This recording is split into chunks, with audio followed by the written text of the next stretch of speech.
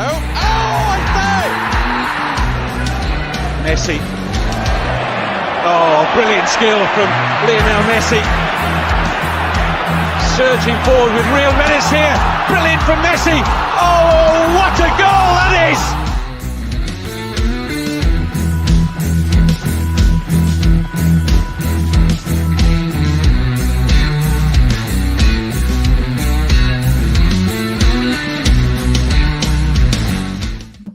Yes, good evening. Savva here, Perchy there. Tottenham Hotspur playing tonight. Perchy, how are you? You well? I'm good, mate. I'm really good. Just know I'm not a dinosaur, right? But listen, we'll keep the personal jokes, and Antonio Perchy. Antonio Perchy. I'm good, mate. Listen, it's going to be a good game. The line worries me. We'll come to that. We'll come to that in a second. Don't worry. Don't get too excited. Big up to everyone in the chat. Hope everyone is well so far. Come on. As we come in, smash the like button. We should get to 100 likes within about 5 minutes. So smash that like button. Tottenham Hotspur versus Fulham live at White Hart Lane. I'll always call it White Hart Lane. The teams are out. We'll get to the teams in a minute. But Perchy, it's been over 2 weeks since we last played. It's very nice to have Tottenham and Premier League football in general, but Tottenham back, right?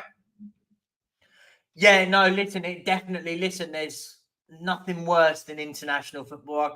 Like, that level of international football just really, really grinds me. I don't enjoy it. It's not fun.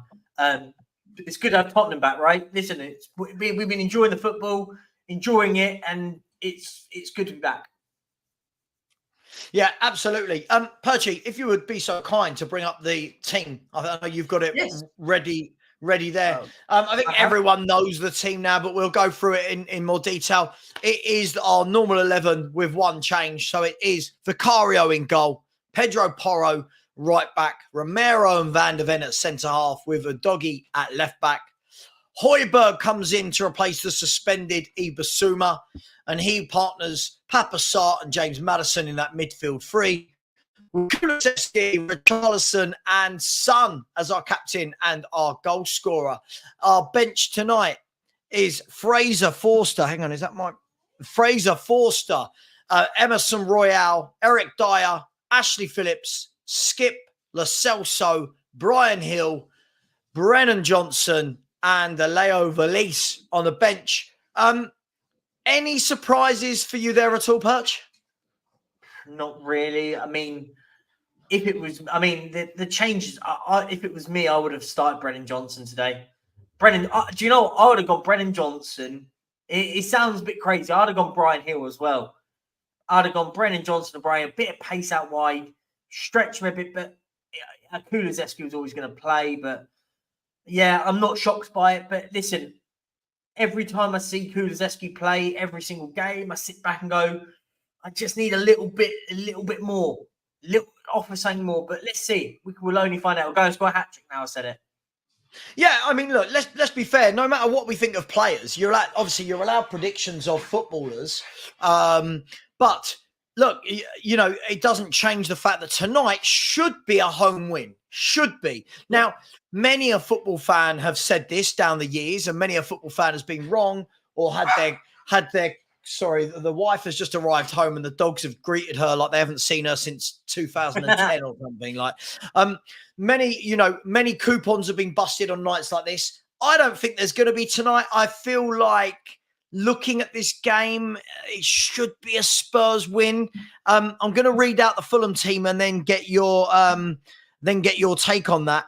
The Fulham lineup is thusly: Leno in goal, Castagne, Bassi, Ream and Robinson, with Pereira, Lukic and Paulinho in midfield, with Bobby De Cordova-Reid, Willian and ex-Spurs striker Carlos Vinicius up front. When I look at that, Perchy, I look and see a well-oiled, a well-drilled machine, a good side, good in degree, but this side shouldn't be coming to Tottenham Hotspur and taking 3 points. No, there's no arguments. There shouldn't be no debate on that really at all. I think we've got the better squad, better team there. we just need to see it play out, right? Listen, I think you can't allow the likes of a Paulini to dictate midfield. He's a very, very good player, right? Can't let him dictate that midfield. Højbjerg's going to be the interesting one. We haven't got Basuma. We haven't got that engine in midfield, which is going to be the different. I think it's going to be a worry for us. I still think we've got enough before we say. I think we've got enough, but missing Basuma in this is a worry. But it's another team that are going to play very, very organised, and we've got to find a way to break them down, right? Mm-hmm. Yeah. I mean, look, when you look at it, though, I mean, this is a Fulham team that we saw quite easily beaten at home the other night to Chelsea. If you remember, I think Chelsea were all over them and they beat them quite easily. They're a strange team, Fulham, well organised, but do you see they've got enough? When you look at Willian, Dick Cordova-Reid, Carlos Vinicius, famous last words, I don't see goals. I don't look at a team that has goals. And to back my argument up, they've averaged 1 goal a game this season. So I can't see anything but 3 points here, Perchy. I really, really can't. I agree. I think we win this today. I think we win it comfortably. And I think we should be. I think we need to be saying things like this. It's a team we play a lot better. We play good football. We should be beating teams like this. It would be a disaster if we don't win it. I think we have to make it, say it how it is, right? There's no excuses. There's no excuses if we don't win today. Whether people go, oh, Basuma's unavailable, whatever. That team is better than the other team. That's how it should be. Yeah. No, absolutely. Look, I'm like you. I would have loved to have seen Brennan Johnson play today. I'm really bored of seeing Richarlison play. Problem is, he'll go and score a header and someone will go, oh, there you go. Richarlison's great. Just give him a chance. And we'll have to do that merry dance as always.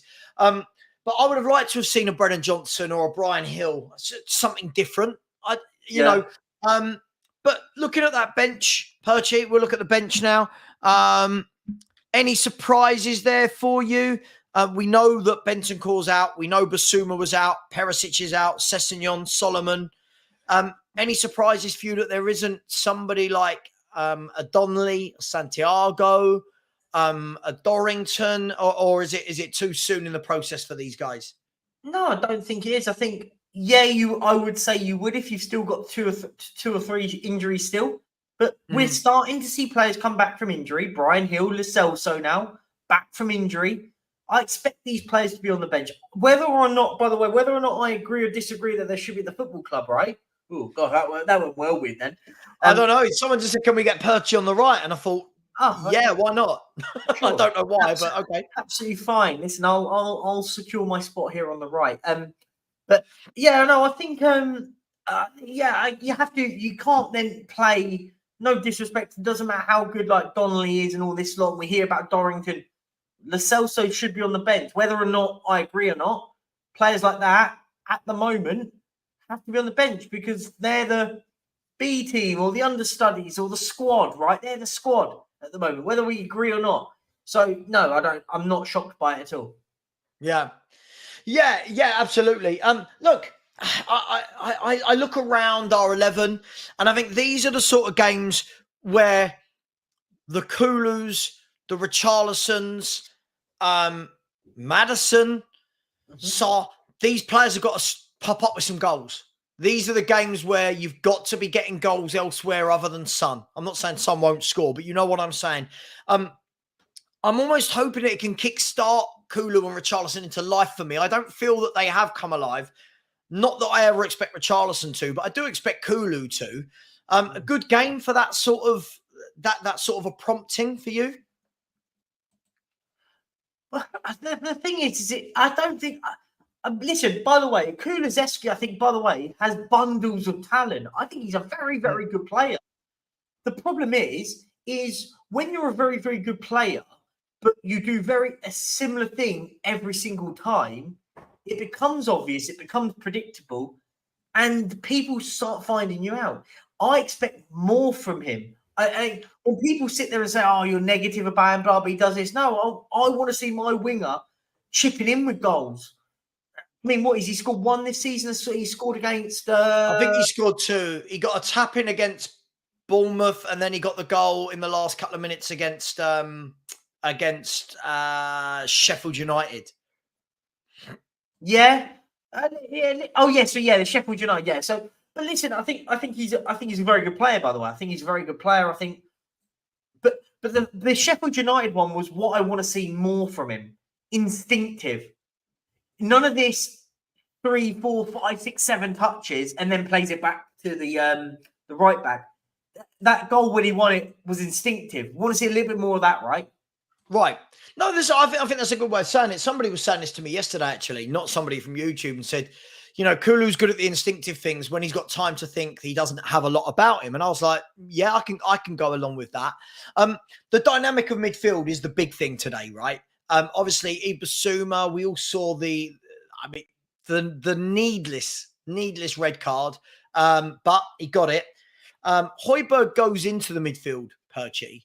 Now, do you think they sit with a 2, i.e. Sarr and Højbjerg, or do you think it's literally going to be Højbjerg sitting there and then Sarr and Madison and the rest go forward? What do you think the dynamic's going to look like today? No, I think it'll be exactly the same. I think Højbjerg will just sit in and be an out-and-out number 6 style player that will just sit there and mop up, allow the players like Sarr to be a bit more adventurous in the final third, in the sort of final third of the pitch. And obviously James Madison, you just tell him, do whatever you want. You win us games of football, right? And yeah, I think that'll be how it works. And obviously what you got to remember is the way that we play, like the likes of a Doggy and Porro end up making a 3, right?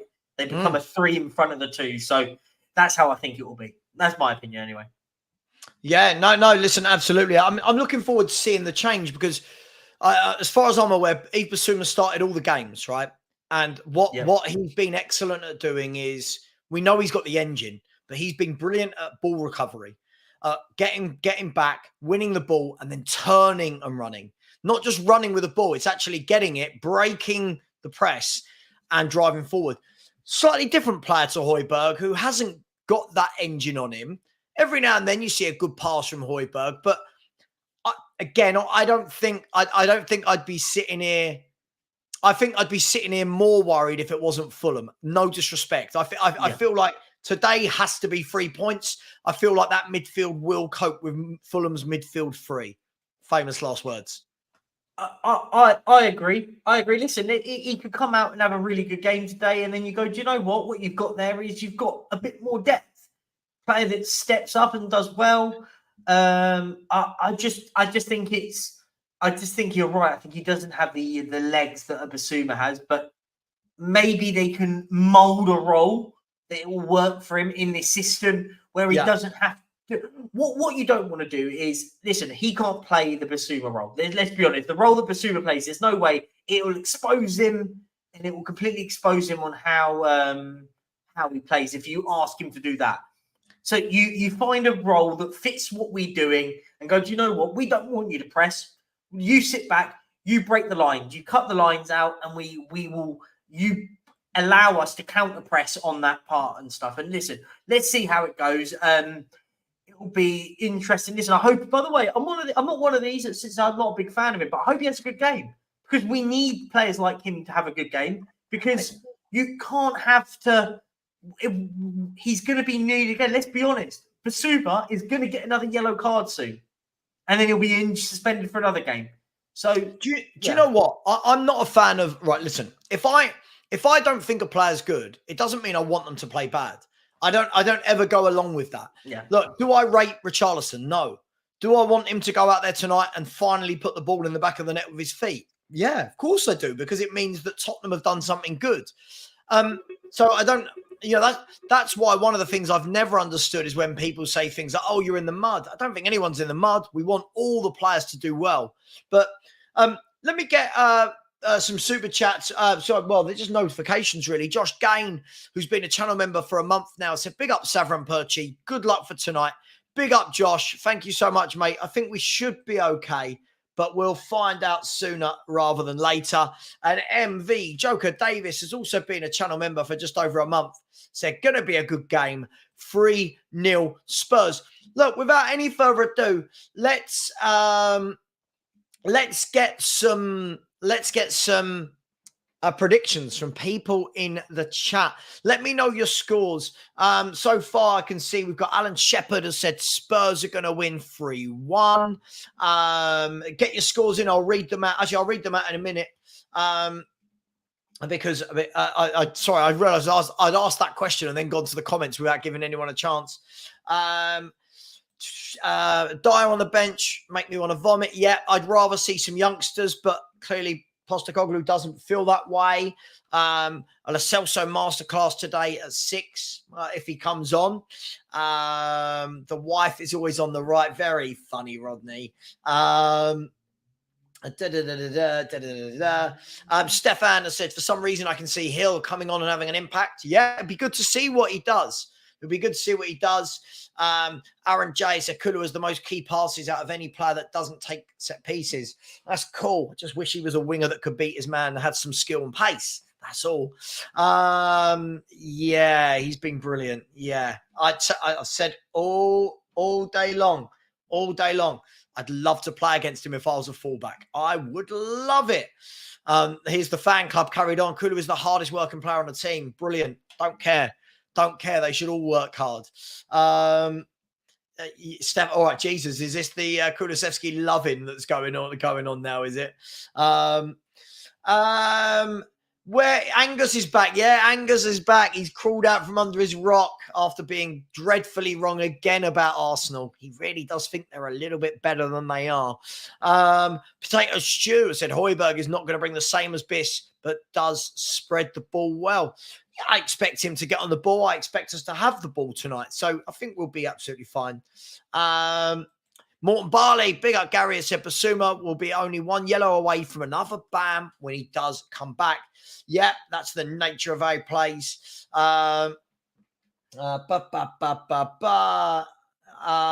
up Letty, said hi, Savva and your friend. Sorry, I don't know your name, my G. That G right there is Perchy. Big up Letty. Angus is begging for a Leno masterclass tonight. Oh, he's begging for the Leno masterclass. I love you, Angus. Welcome back, by the way. How did you do after you went 2 down and went disappearing? And we lost you for a bit, my friend. It went AWOL. Nah, his internet went down, I heard. We had missing posters on Facebook, on LinkedIn. We had everything. And talking about people, look, here he is. Look at this guy. Perchy, I can't add Haas. You can. Yeah, I can. Yeah. Let's remove this banner. 1 second. Why is Saka blocking me? Why is Saka blocking me? Get him out the way. Get him out the way. There you go. 2-0 is blocking you now. Oh, he's not blocking you. Big up, Haas. How you doing, man? I'm good. Thank you. Rush through traffic to get here. But look, I'm looking forward to tonight. I'm looking forward to Angeball. I'm looking forward to watching Spurs play again. It is a bit crap out there at the moment. It's raining. It's not nice, but it's a proper Monday night football, isn't it, boys? Yeah, it is. Yeah. What do you make? Just before we move on, what do you make of the team? I don't think there's a single shock to that 11, is there? I think we knew that was going to be the case, right? Right. So I'll wait to get on the show to learn what the 11 is, because I haven't had a chance to listen to any radio or anything. Can we give you the 11 now? Yeah, please. Go on. Vicario in goal, Porro, Romero, Van der Ven, Udogie, Højbjerg, Sarr, Madison, Kulusevski, Richarlison, and Heung-min Son. Yeah, off the back there, Perchy. We all called it Højbjerg was going to come in place of Bissouma, and yeah, we got it right all week. You know, we've seen from the training pictures, he's been training. There's been pictures going up, but look, it is what it is. Højbjerg's going to have to come in tonight and do a job. But you know, I'm hoping he's moved on from his usual style, and that, you know, he can sort of emulate some sort of Bissouma ball, if you know what I mean.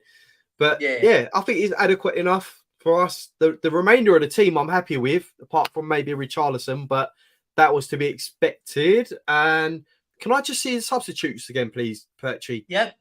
Hang on, let me take the comment down. Big up, Amy. I'll bring your comment back up in a second. Big up, Amy. Sorry, we'll get your comment up in a second. We'll get your comment back up in just 1 second.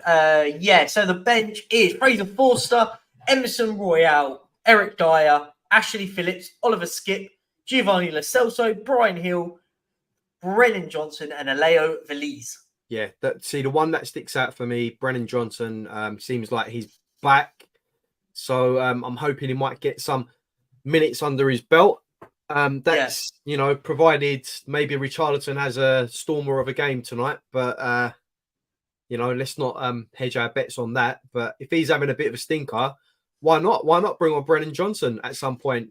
Brian Hill as well, by the way. I think Brian Hill.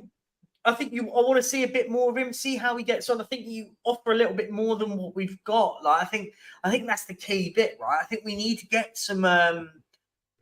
We need offerings, right? Like I think I would have liked to have seen a Johnson Hill up front today, along with Son. Not wingers out. I want to see wingers at the moment at this club. I'm bored of the cutting in. I'm not sure of what Richarlison's going to offer today. I'll be interested to see.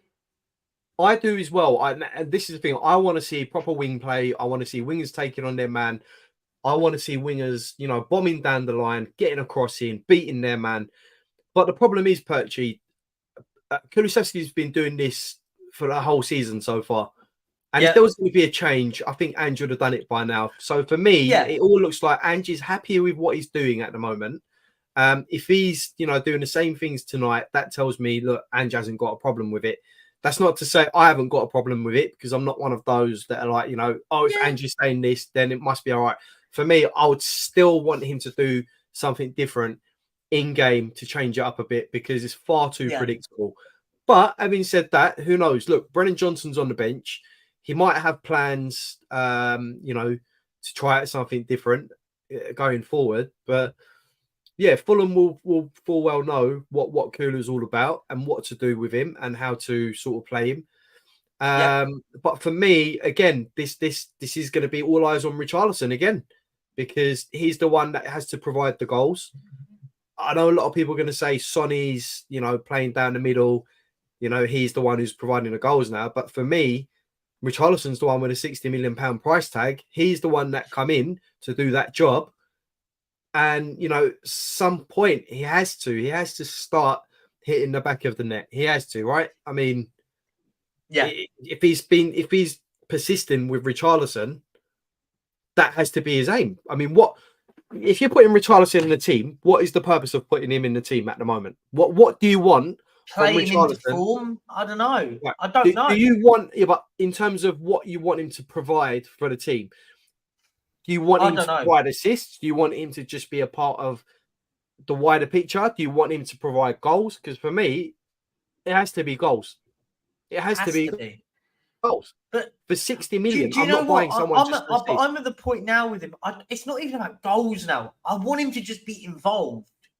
I feel like he does very little. He doesn't get involved enough.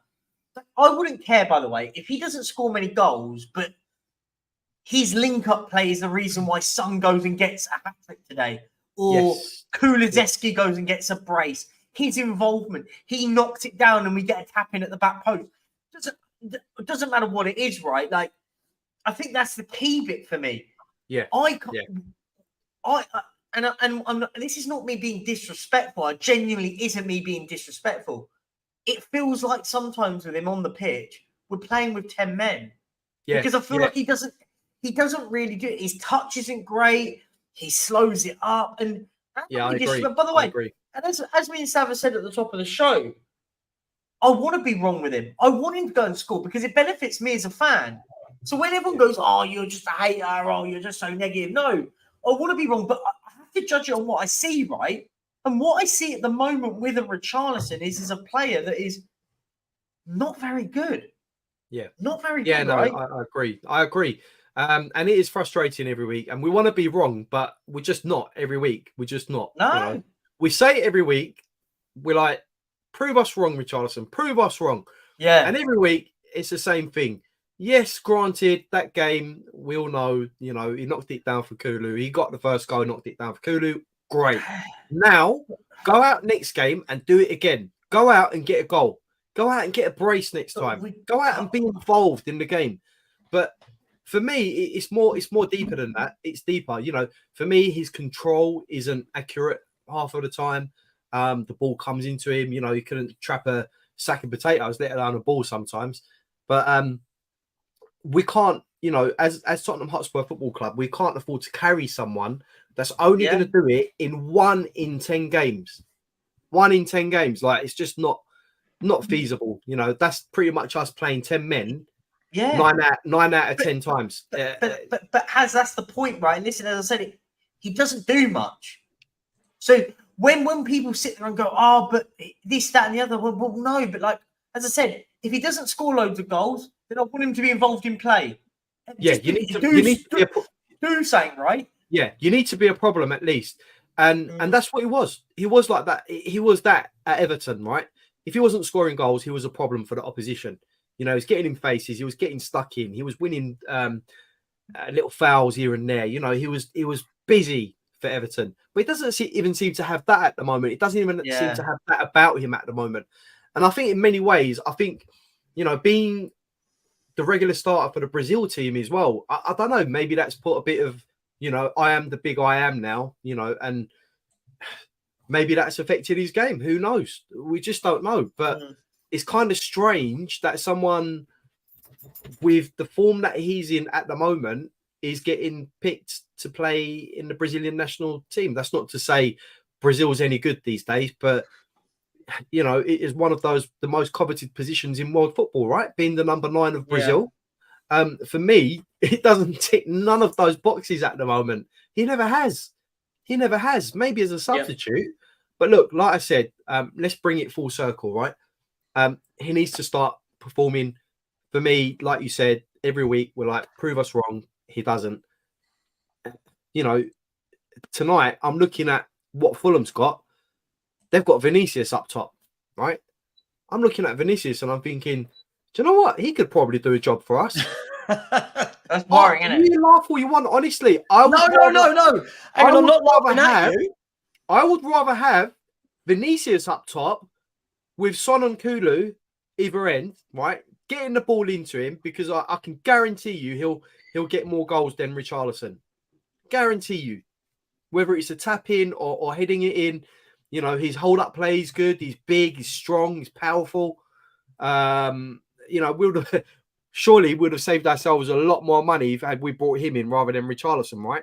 Because there isn't too much difference in quality. Am I being right? Am I right or wrong? I don't know, mate. Listen, I wasn't laughing. I was laughing. No, I know. It's funny that we've gone from being like, oh my god, how on earth did we sign Carlos Vinicius on loan? He's rubbish.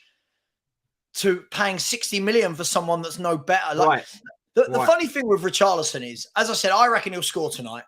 What you get immediately is RC given a run of games. Yep. But you're right. I heard the tail end of what you were saying there. Problem is, it can't be players that do it every now and then. If you've got aspirations to be a top club, you need players that perform consistently.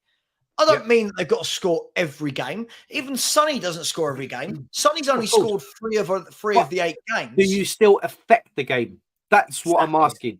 Do you still have an effect on the game? Because if you're not scoring, but as a manager, right, you're playing for me, right? And every week you're knocking in a couple of goals or a goal every week, but one week you're not. I'm saying to you, right, Savva, terrible up top today, but try and have an influence on the game. Get in between, harass the players, harass the defense, pull them apart, get other players in. Maybe they can get a goal. Yeah, that's what needs to be happening. He needs to be affecting games. He's not doing that. We've seen it week in, week out, where the ball comes into him, loses possession, gets knocked off. It's just frustrating to see. You're look. Granted, he didn't dictate the £60 million price tag when he was sold, right? He doesn't dictate that, but. Look at where he's playing at the moment. He's playing for Tottenham Hotspur Football Club, and he's the number 9 for Brazil. The minimum requirements to be that caliber of player is that you can trap a ball, you have exceptional ball control, okay, and you can pass the ball, you can hold it up, you can do those sort of things at a basic level. For me, Richarlison doesn't even have it at a basic level at the moment. for Tottenham Hotspur. We've seen it in glimpses. Mhm. We've seen the knockdown, the little shimmy, pass it to Kulu, get the winner and stuff. But it needs to be happening far more often. But he's still starting games, and this is the worry for me. He's still starting games. I mean, that performance against Luton was one of the worst displays I've seen from a centre.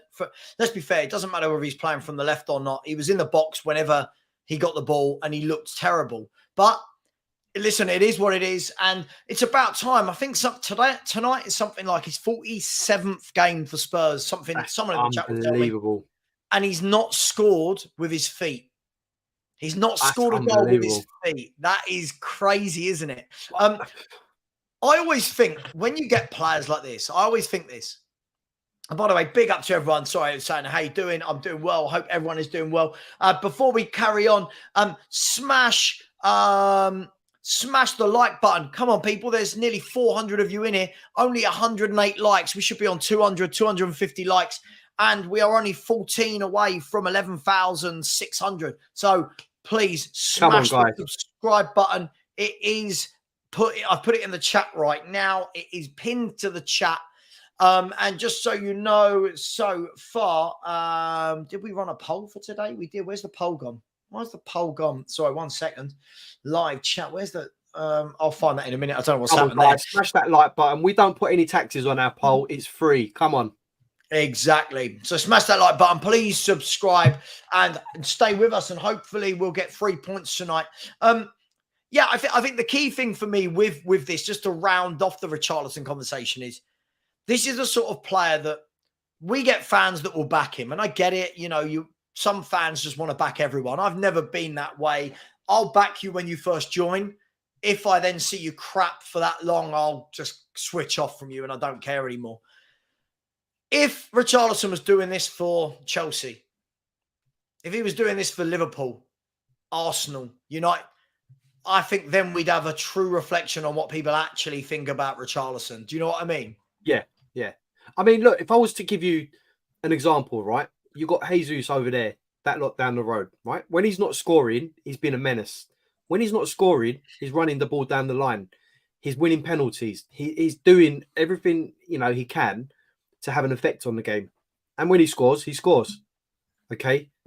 But there lies the difference. With Richarlison, you put them side by side at the moment, and you think, who should be starting up top for Brazil? I mean, Jesus or Richarlison?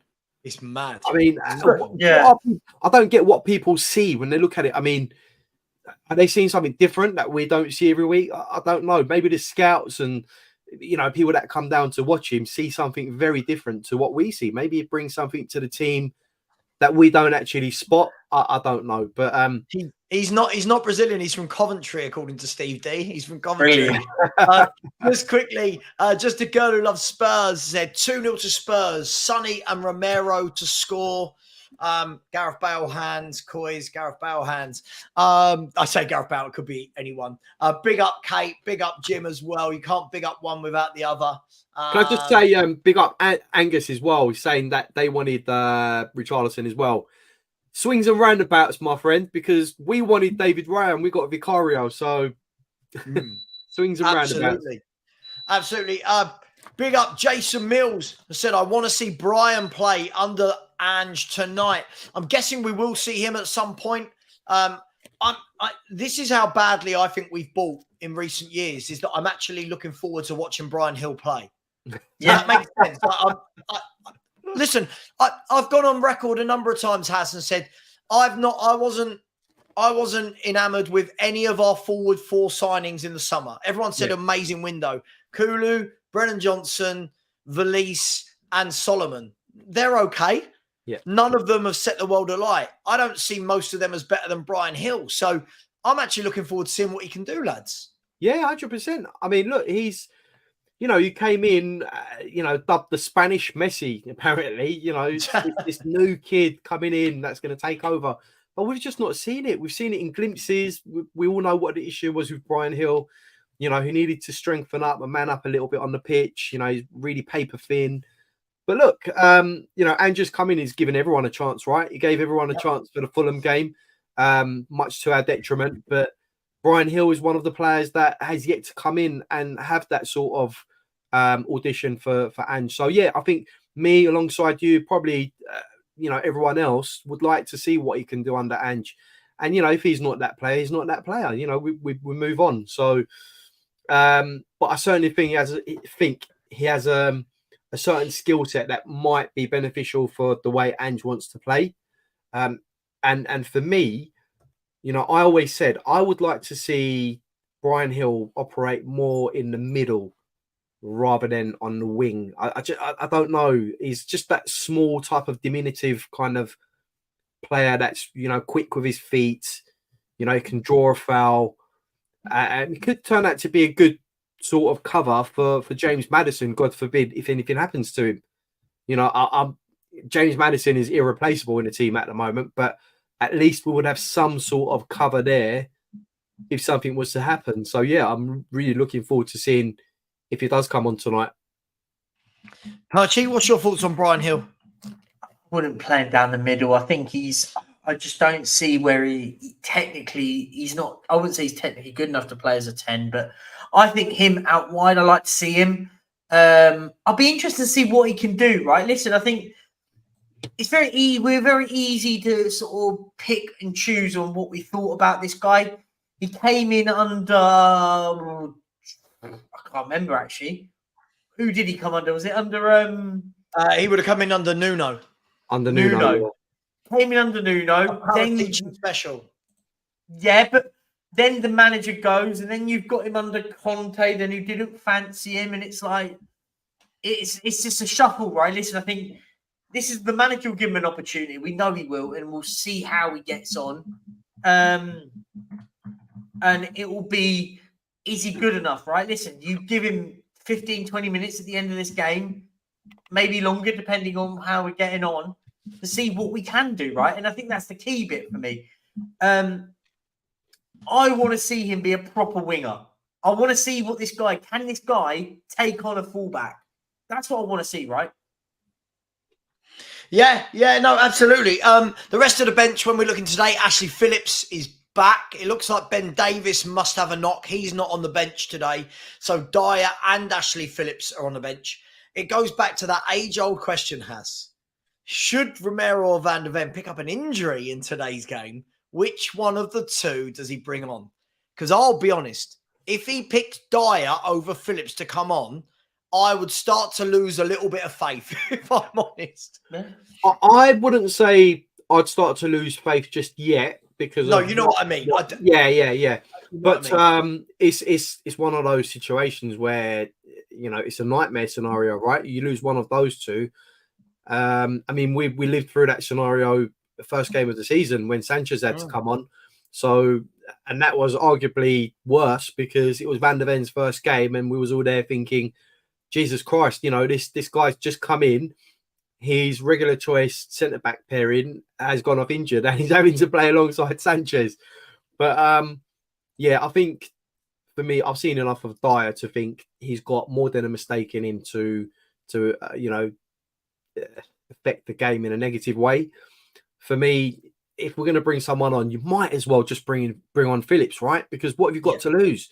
What have you got to lose? Like, just bring him on. If he makes a mistake, he makes a mistake. But it's not going to be anything worse than what Dyer would do. Let's be honest. He's a kid still sort of learning his trade very much, at 18 years of age. But why not? Why not? I've seen enough of Dyer. Just quickly. Oh, no, go on, mate. I'll push you really, really quickly. Big up Sander Mellingan in the chat as well. Has said, lovely nervous, though still confident. So, okay, a little bit nervous, but confident at the same time. I'll be honest, I haven't got any nerves for this game. I truly think if we're as good as everyone says, we should be sweeping these aside. Yeah. And what I don't want to hear from people, not you, Sander, what I don't want to hear from people is, oh, but it's the Premier League. No, come on. We've been telling everyone of Ange Ball and how great we are. These are games you've got to win. Got to win. Yeah. Just to sort of add on that, and when people go, oh, we're in a title race, these are games, if you're in a title race, you win comfortably. Yes. This is what I was going to say. you can't have it both ways. And that's where I say all the time, you can't have it both ways. If you're going to sit there and tell everyone that we're in a title race, then you should be expecting us to turn over Fulham comfortably and we go top of the league. But I still don't think we are. I'm not going to say that. And just to sort of go back, just a sort of little jump back to the Phillips and the Dye one, I just put my 50 pence in, is that the old adage, right, is what we hear is, I think, Savva, I think you made a great point recently about this, is that we sit there and go, we've seen Eric Dyer make mistakes. If Ashley Phillips makes mistakes, what difference does it make? At least it's a young kid learning, not a player that's a player that has let us down year after year after year, right? So that, for me, Phillips, if you have to, you've got to give this guy the opportunity, surely. Yeah, 100%. Like you said, Perchi, I'd rather a youngster, 18 years of age, still learning his trade, come in and make those mistakes if we're going to make mistakes, rather than someone like Dyer, who's supposed to be in the pomp of his career, making stupid mistakes and us getting frustrated, I've just seen enough of Dyer, to be honest, guys. He's made mistakes. I mean, look, he's had his moments. I'm not going to sit there and say every game has been a failure. He's had his moments here and there, but he's just not been a consistent enough player for us. I'm sorry. It's just been, if anything, he's been consistently poor, which isn't good enough for us. So the fact that he's on the bench just makes the numbers up, hopefully. And it'll be Phillips that comes on if we need to. Yeah, I'm hoping so. I'll be honest, I would have liked to have seen a striker on the bench as well. I know Valise on the bench. I would have liked to have seen a Donnelly as well. I'll be honest. I like seeing someone young. But hey, it is what it is. It'll be interesting to see. At what stage, guys, the question is, at what stage does Valise get minutes? And I don't mean 5 minutes. At what stage do you think we see Valise get a start? Or what stage do you think we see him get half an hour? When he's come on, he's looked lively. I can't say he's been looked good because I don't really think we've had enough time to see him. But at what stage? Because we keep seeing Richarlison playing badly, so why can't this guy come in and get a start?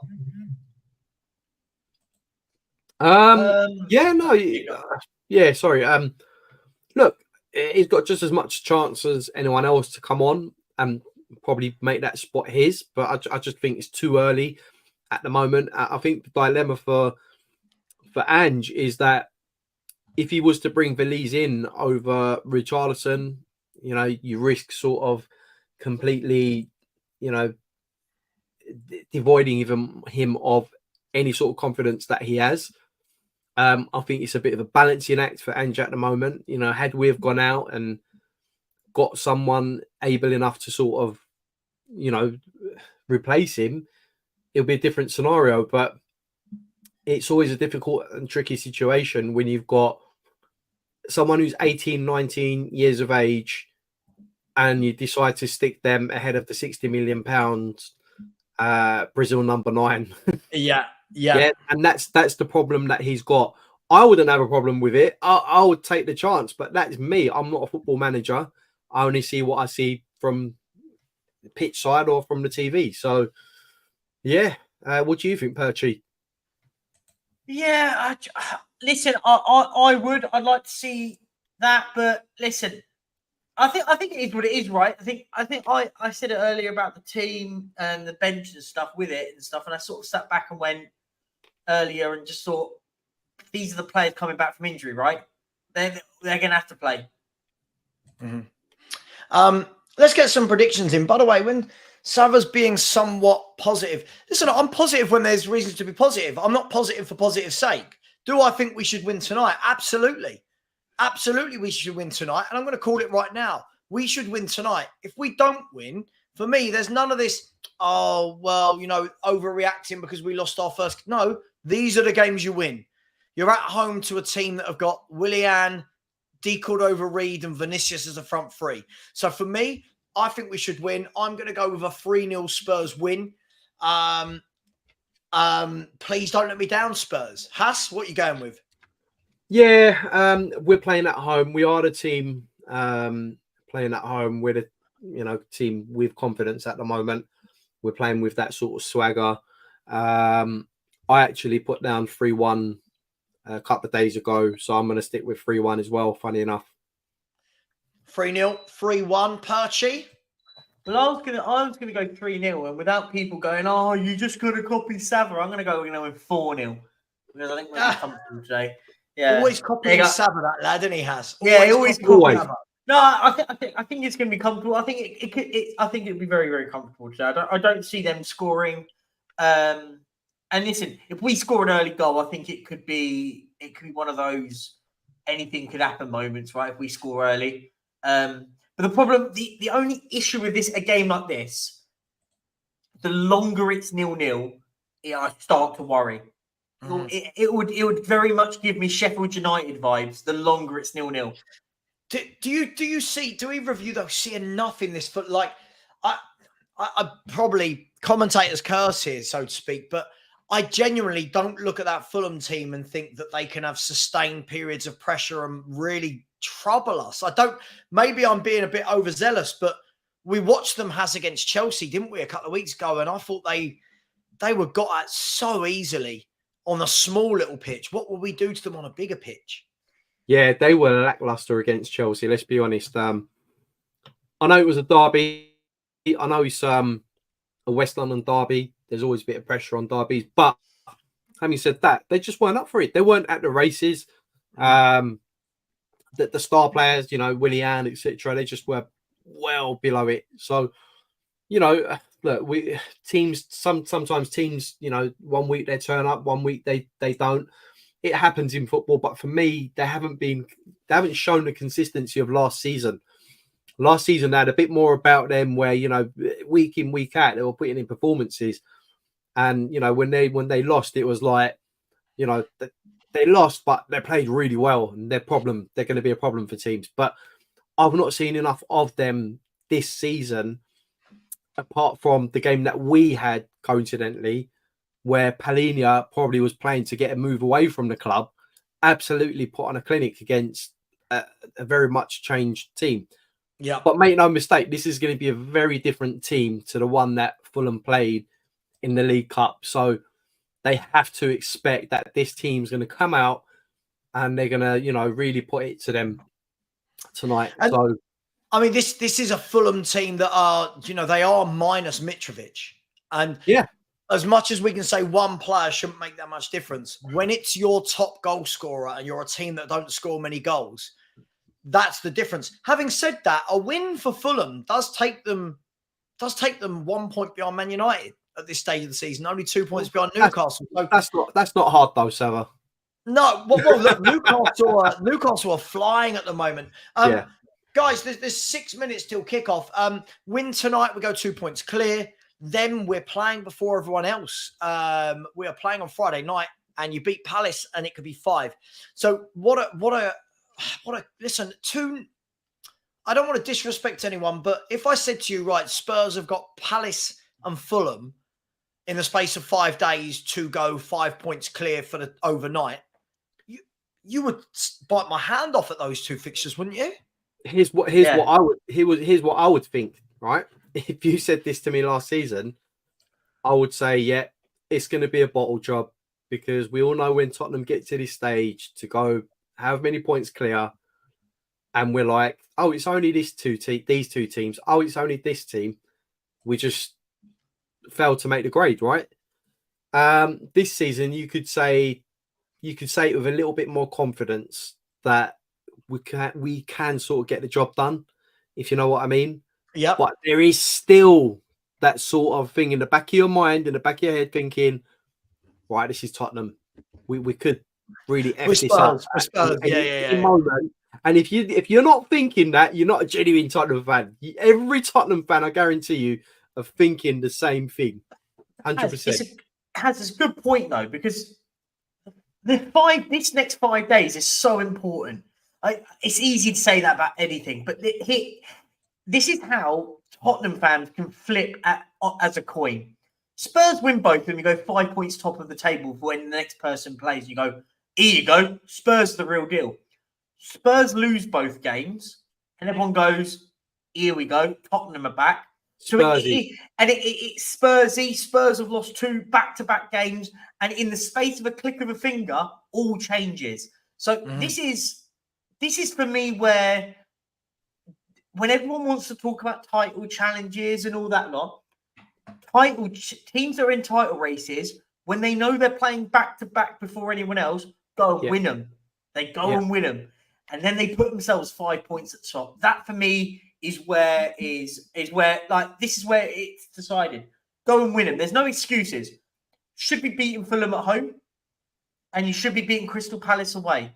Go and do it, Tottenham. But also, on, let's do this. Also, for me, Perchy, I'm not looking at this and thinking, right, we need to get these 2 wins and then, the title charges on. For me, it's about get these 2 wins, right, and we're on a really good footing to get that European spot because that's the one that I'm after at the moment. Anything else above that is a bonus. If, like I said this from the beginning, you know as well, Savva, during other shows that we had, I said it, if we get to January and we are up there, 2, 3, 4 points above, whoever, then I would say, yeah, maybe. And if the manager goes out and he buys some adequate players to maybe push on, then I might change my mind and say, do you know what? We're in some sort of title race here.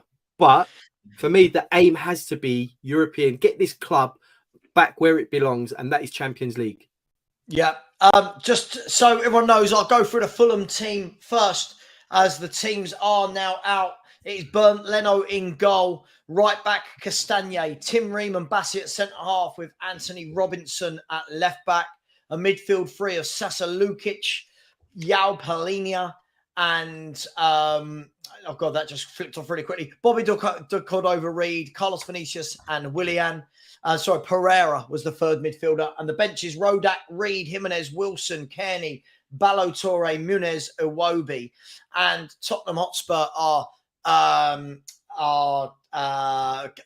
Jesus Christ, Vicario in goal. Right back is Porro. Centre halves are Van der Ven and Romero. Left back is Udogi. Midfield is Højbjerg for Yves Bissouma. He'll partner Papa Sarr and James Madison. Up front is Son, Kulu and Richarlison. And just a little stat for you they just showed. James Madison's got 7 goal contributions so far in 8 games. Not one of those goal contributions has been at White Hart Lane. All of them have come away. Yeah, that's good goals and 5 assists. And Carlos Vinicius, who got 10 goals in 22 appearances for Spurs. I don't remember him scoring 10. Do you? He scored a hat-trick against... He scored that hat-trick against Marine, remember? Oh, right. Right. Stat padding against Marine. Yeah. Big up everyone in the chat. The game is going to kick off in 1 minute. Angus is here. He is hilarious.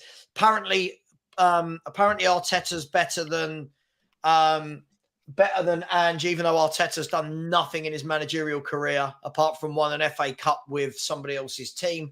Emery's team. Bottled absolutely everything. But hey, are City falling off lately? I mean, they're top of the table. I love it. I love the City falling off malarkey. I think it's amazing.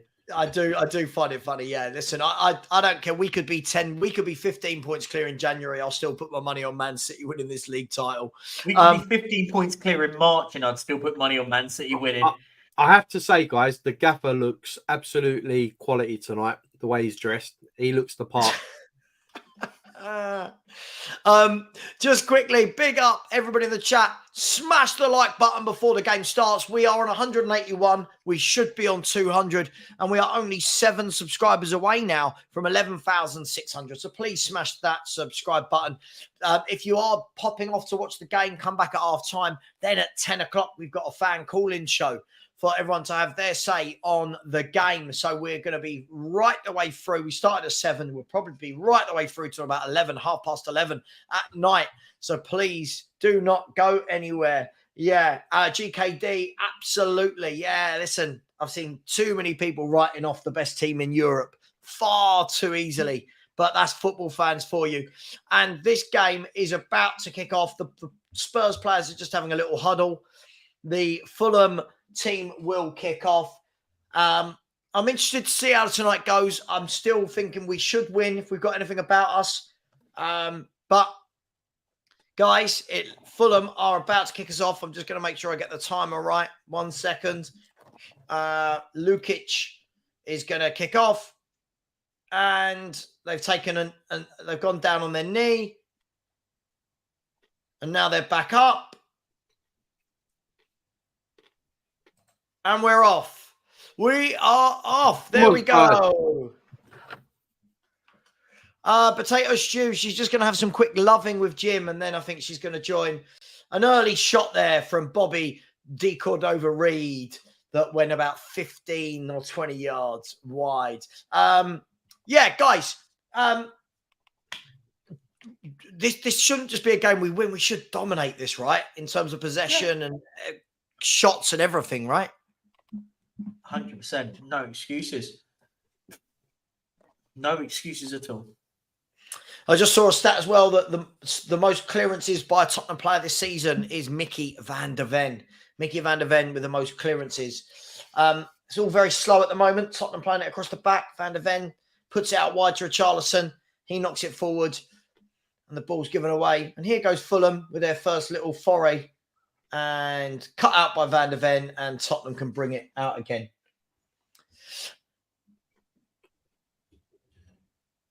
And Richarlison now has got a bit of time on the left wing, get the ball under control, and he's tackled easily. I really want to see us do some bits on the wings today, guys. You know me and my wingers. Yeah, I really want to see. Yeah. No, I agree. I think that's the one thing we need to be better out wide. We need to be a bit more dynamic out wide. It's too simple. It's too obvious. Let's make the likes of Robinson and Castagna make a decision. Make them think. Make them work today. No, I agree. I agree. I think we make fullbacks have an easy day a lot of the time. Oh, Sonny just got in there. He's given a free kick. Sorry, it all happened very, very quickly. A tackle came in on a Spurs player. The ball ran loose, even though it was a foul. The ball ran. Hang on, I'll watch it again. The ball went about 30 yards out.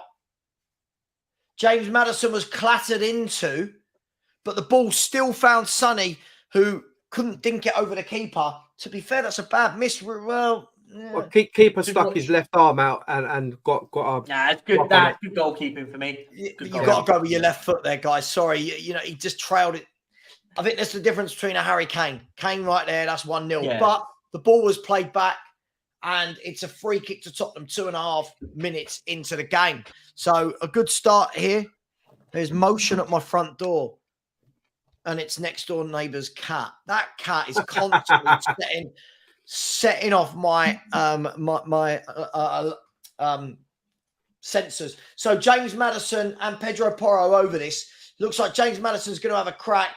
No, he plays it out wide to a doggy, and the doggy's control wasn't the best.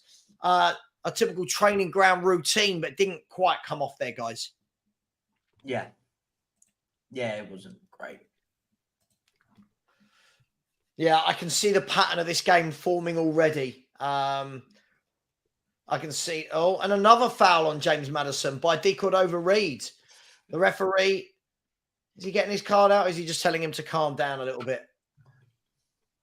It's easy to see why James Madison gets so many knocks. He is fouled a lot, isn't he? Loaded all the time. All the time.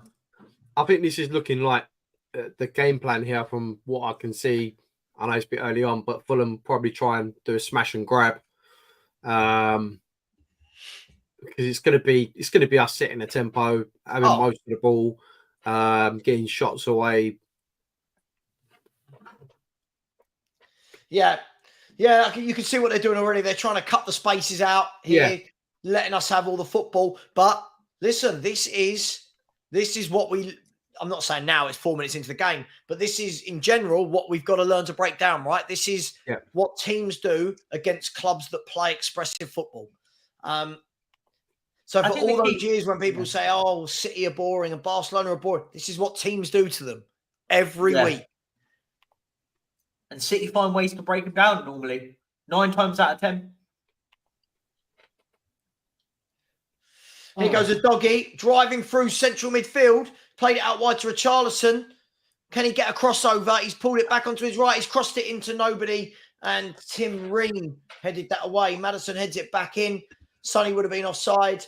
Spurs win the ball again, and it is offside. There's an offside flag, and Fulham can breathe a sigh of relief. And that, I'll tell you what, that cat, I'm going to... So James Madison has the most assists in the Premier League, the second most chances created, the second most shots on target, the second most fouls won as well.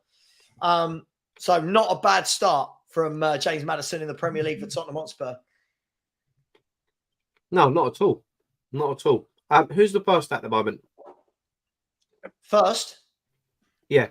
Of what? There was about 6 stats there. On most of those stats, there's got to be one other person that's first. Oh, great point. I don't know, to be honest. Mo Salah's got a lot of assists, and Watkins has got 4 or 5 assists as well, hasn't he? Yeah. I'm just trying to think who. Here's a doggy. Thought he was manhandled. I thought that was a foul. Not giving it. Richarlison gets the ball, puts it out to Højbjerg.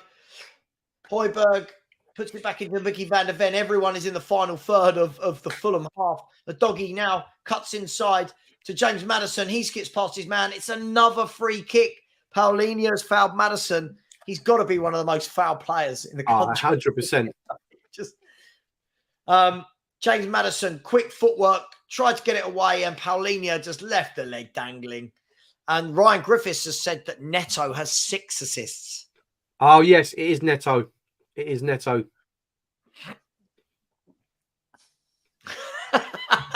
The argument about who's better, Arteta and Postecoglou, is going on in the chat, and then this is the best comment. Brilliant. Got to love it, haven't you? You got to love it. God. Madison. Right, so carbon copy of just now. Free kick about 35, 40 yards out. Madison's over it. He's dinked it in this time. Romero heads it across, and Van der Ven volleys the ball a couple of yards over the bar. Could have easily been 1-0 Tottenham. This looks like a game where you say how long until we score. Yeah, but this is the problem, right? We can't be getting into the 30th, 40th minute without it still being 0-0. We have to go and take these opportunities now. Get to half-time 3-0 up. This should be battering them at the moment. Yeah, it's Kulu plays the ball in. Oh, is that a foul? It's not been given. The referee, he has given it outside the box. He has, or has he given a penalty? Has he given a penalty? Hang on 1 second, Kulu. No, it's outside the box. It'll be a free kick. Let's have a look. If it was, it was. Yeah, it was. His trailing foot was stamped on. So it will be a free kick here. I don't know what everyone's complaining about. It was a blatant free kick. Close. It's a definite foul. Yeah. I think they're arguing about if it's going to be a red card, but not. He weren't last man, was he? Nah, he weren't last man. If you can't, that's not a red card. But no, it's not a red.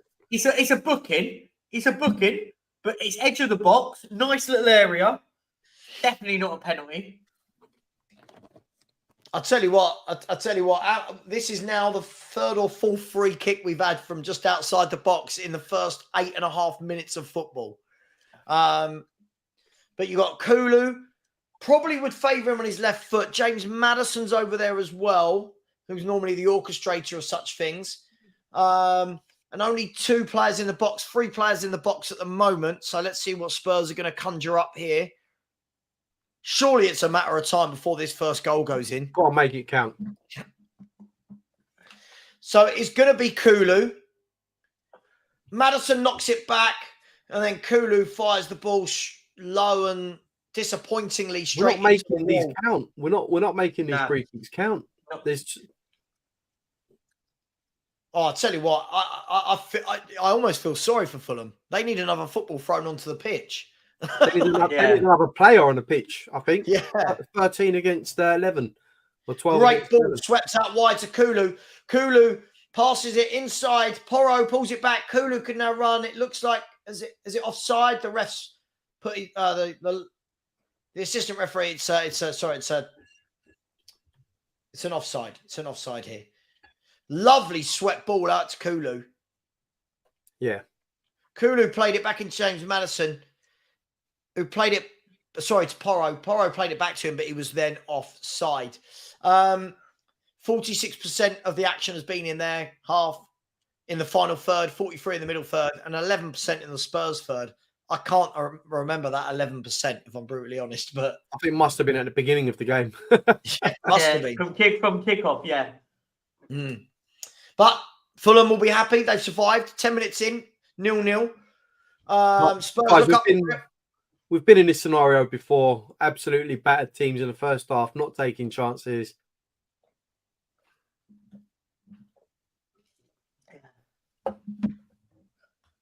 This is the thing, though. Like we need to get this goal now, because you could really dictate this if you get the early goal. The problem is, as I always say, I worry when we dominate games and don't get a goal. If ever I cut you guys off, I do apologise. So I'm not going to apologise every time. I do apologise in advance. No, I don't. It's a corner kick to Fulham here. Bobby decored over Reed, sprang the offside trap, played the early cross into the middle, and Romero hacked it away for a corner kick. So Fulham here with their first chance to do something. Surely we're not going to be Spursy and let this in. Pereira's going to whip in the corner. It's gone deep. It's headed across, and a great save from Vicario. That's the best chance of the game so far. A great save from Vicario there. Pereira whipped it in to the penalty area. Kulu, bad defending there. He just watched. If you're going to mark your man on the edge of the box, you've got to do something. Powerful header from Paulinho, and Vicario, big left. That's a really good save. Good save. They've made our keeper work. That's how quickly things change in football. And the highest save ratio this season, Vicario, that save puts him ahead of Alisson. Yeah, it's a great save, to be fair. It's outstretched left arm, saves it with one hand. Do you know what the best bit about that? He takes the pace out of the ball. You know, like somewhere they parry it and it goes back into the danger zone. He takes the pace out of it from that save, which is very good. Not only does he do that, but he parries it out wide as well. That's what I mean. Yeah. Good goalkeeping. Yeah, I tell you what, the 17, 18 million euros, whatever it was, is starting to look like a bit of a bargain, isn't it? For him, when you think that everyone wanted Raya and Man U went for Onana and Chelsea went for Robert Sanchez. But I mean, I'll be honest with you. I mean, with these performances, he's putting a good shout to be, starting for Italy as well. Because like we said before, I think Donnarumma, for me, is just not that person at the moment. He's not that guy. No, I agree. Too many mistakes. Fulham can put it down the pitch. The doggy's going to clear that into Richarlison. Richarlison jinxed past one. That was quite nice, and then got fouled. Another foul. Paulinho is racking up fouls in central midfield. I think that was Paulinho. Was it? No, sorry, it wasn't. Sorry, it was that was Lukic. Sorry. So 13 minutes and 18 seconds gone for anyone that wants to know. We're only 2 subscribers away now from 11,600. We've had quite a few tonight, so if we've got 2 more, keep smashing that subscribe button. Subscribe, guys. Come on. Let's do this. And Romero can play the ball out. See, for me, the problem we've got is an avenue we're never able to get into games, or certainly haven't here, is out wide. Yeah. We don't hurt teams from everything's going through Madison at the moment. We're not hurting anybody from out wide. Yeah, absolutely. This is the problem, right? We're not playing any out and out wingers. So there's no real urgency out there, and it slows the game out. Every time Fulham clear it, it's literally Spurs are winning every second, but like this is domination. But you've got to find a clear-cut chance, right? It's almost like come and break us down if you can. So far, I know it's only been 14 minutes, but we need to be a little bit more clinical. It's always one. It's always one. I know who that is as well. I love Alan's disowned son, i.e. proud to be a Geordie. Yeah. Love it. Right, here goes Spurs down the left. Richarlison tried to play it into the path of a doggy, but it was cut out by the Fulham defender. I really think if we had a couple of real dynamic, proper wingers in this team, I think we'd be some force, you know. I really do. Yeah. Out to a doggy. He plays it down the line. James Madison thought he was upended, but he wasn't. And Fulham can clear it straight back at them. Porro's flicked it out wide to Papa Sarr. To be fair, Papa Sarr and Højbjerg haven't really had to do anything here. No.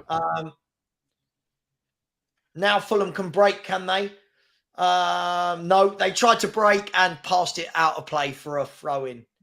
I think. Do you remember the old adage debate, which about a year and a half ago, between the Kulusevski Diaz debate? Oh, light and day, isn't it? Right, has. Oh, Kulusevski and Diaz. Oh yeah. Do you know what I mean? Let's be honest. You look at Diaz and you just go, "That's the player that you'd love right now." Yeah, 100%. But running out. For me though, you remember when that went through, right? And then we had Kulusevski, and Kulusevski was playing all right, and everyone was saying, "Oh, it doesn't matter. We've got Kulusevski. You know, he's just as good, and we've got him at a bargain price." Well, you know, it's night and day, isn't it? That's the difference. One is sensational, and Joshua is not mixing his words. Sorry, if you see me jump out of screen, I have to do X amount of press-ups and sit-ups every night. They have to be done at a certain time. For my plan. I think it only works if the camera comes with. I think the chat want that. I think me and Haz want that. I'm sure everyone wants to watch me doing some sit-ups and press-ups while Tottenham are playing. Paulinia's got the ball in midfield. Good ball, actually. Swept it wide to Willian. This is maybe the first chance for them to attack. Willian jinked past Kulu. Kulu took him down. And it has been it's a foul to Fulham. When we're saying Kulu has fallen off a cliff, from what? I think this is the problem. Everyone saw him play about 12 or 13 games at the end of a season and assumed that's what he is. But I'm not going to get into the Kulu thing because then I get loads of people coming in my chat saying, oh, he's got the most progressive passes. No, oh, gosh. Just watch him. What's he done in 18 minutes here? That's the problem, right? That's the problem. And that was the debate earlier, because obviously the debate was Kulu and Diaz, and it's night and day, right? It's when he pops up with the 88th minute goal and everyone's like, oh, there you go. Kulu always pops up with a goal. In it. They crossed it to the far post and Vinicius' header has gone wide. I mean, he was sort of arching back, but they got in again. They got in again down the doggy side. This is where, see, a doggy's a good player, but he was ball watching there. But you're not allowed, I know we're not allowed to criticise anyone, but he was ball watching.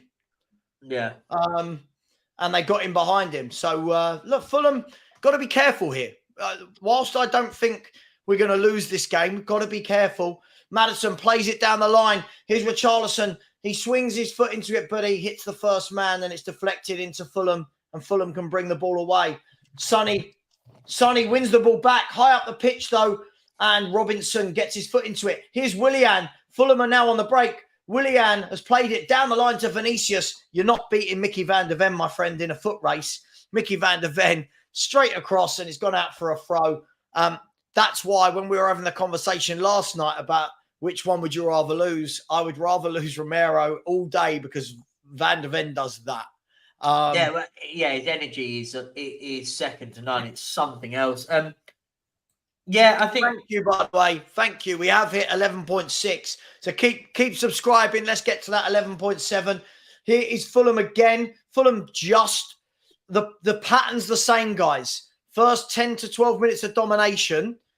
The other team starting to put their foot on the ball.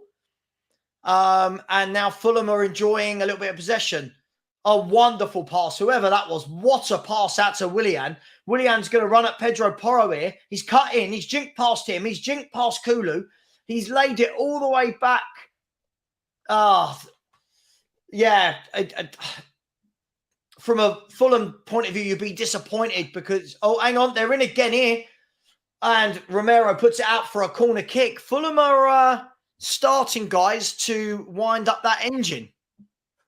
But this is the problem, right? And this is what we said. You don't take your chances. You give the other team the opportunity to have a bit of a go at you now. And this is the killer. This is the key problem for us. We don't take those chances that other teams take. And this is where the old adage I keep saying about title, when we all hear about title racing. Kulu's on the break.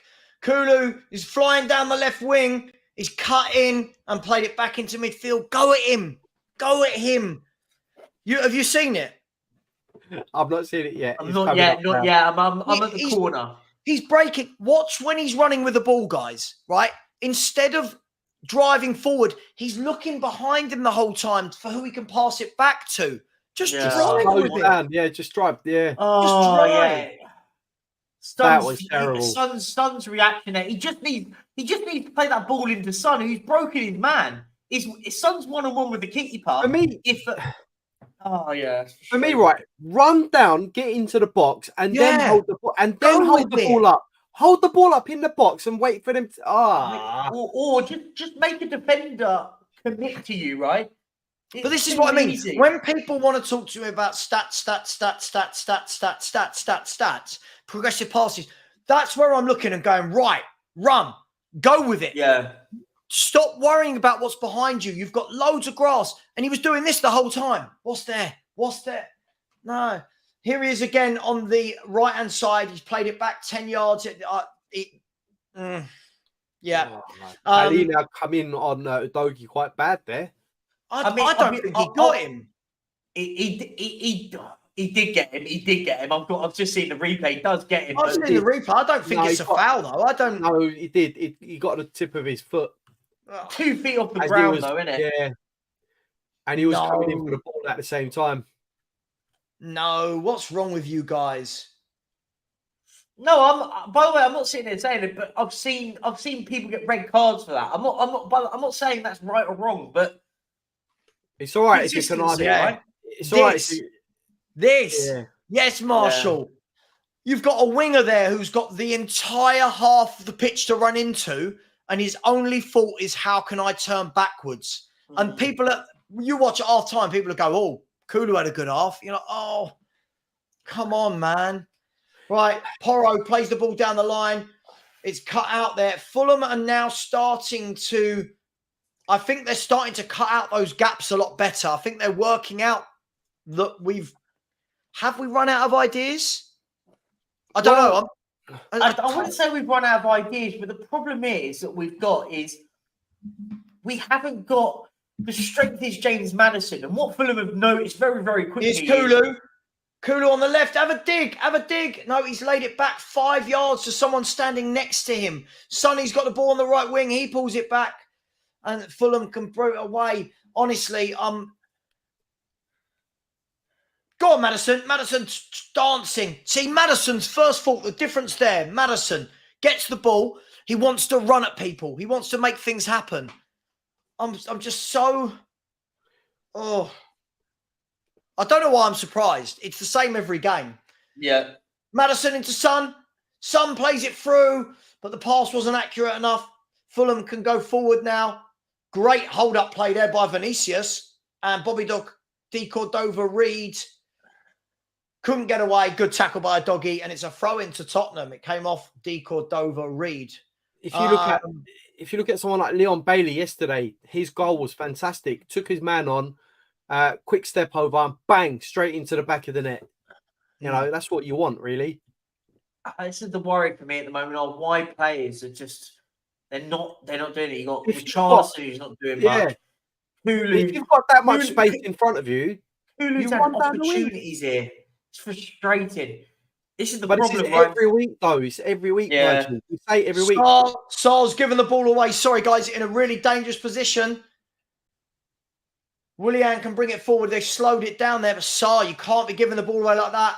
And the Fulham blokes had a shot from about 40 yards and it's P rolled off. I'll be honest, right? I've not seen much of Højbjerg in this game. I mean,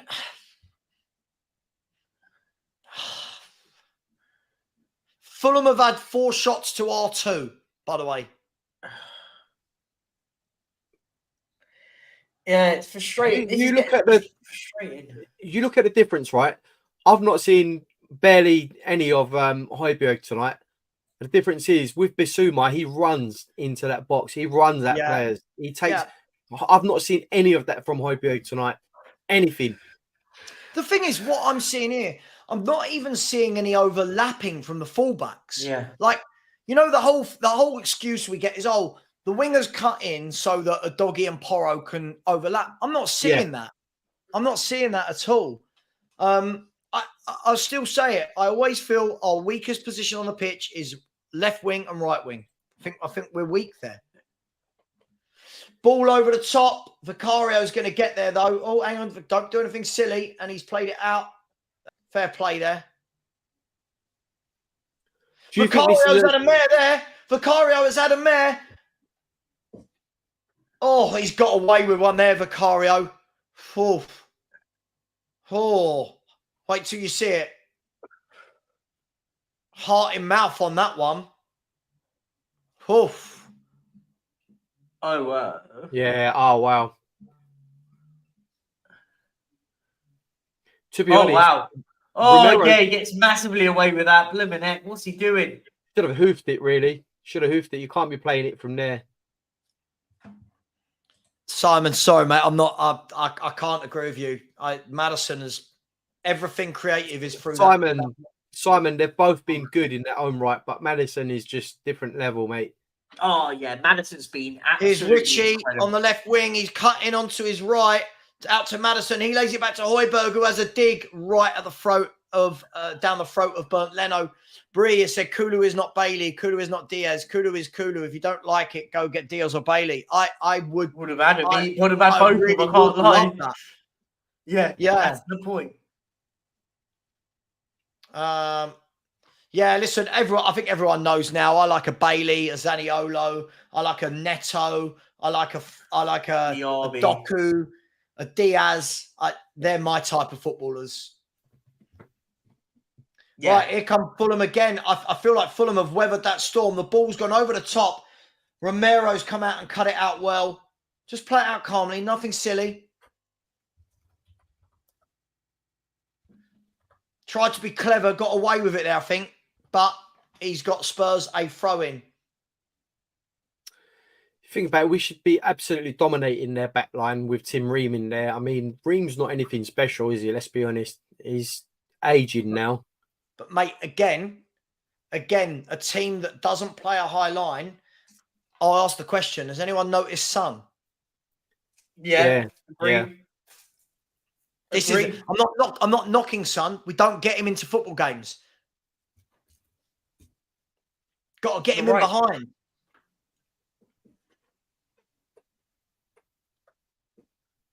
This is the worry, though, isn't it? Without being able to run at him, Son doesn't do much. Not his fault, by the way, but he must be looking either side of him going, I've had absolutely nothing today from my wide men.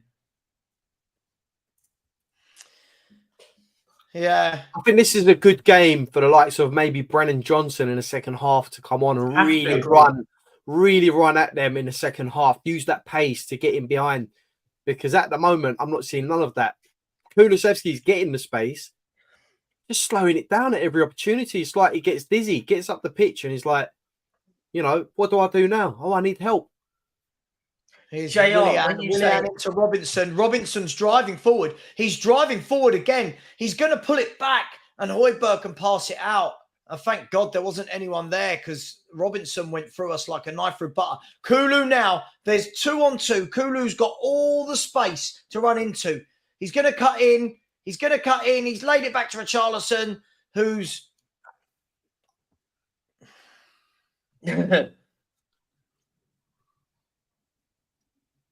Should be 1-0. Should be 1-0. Kulu did the right thing this time. He cut across.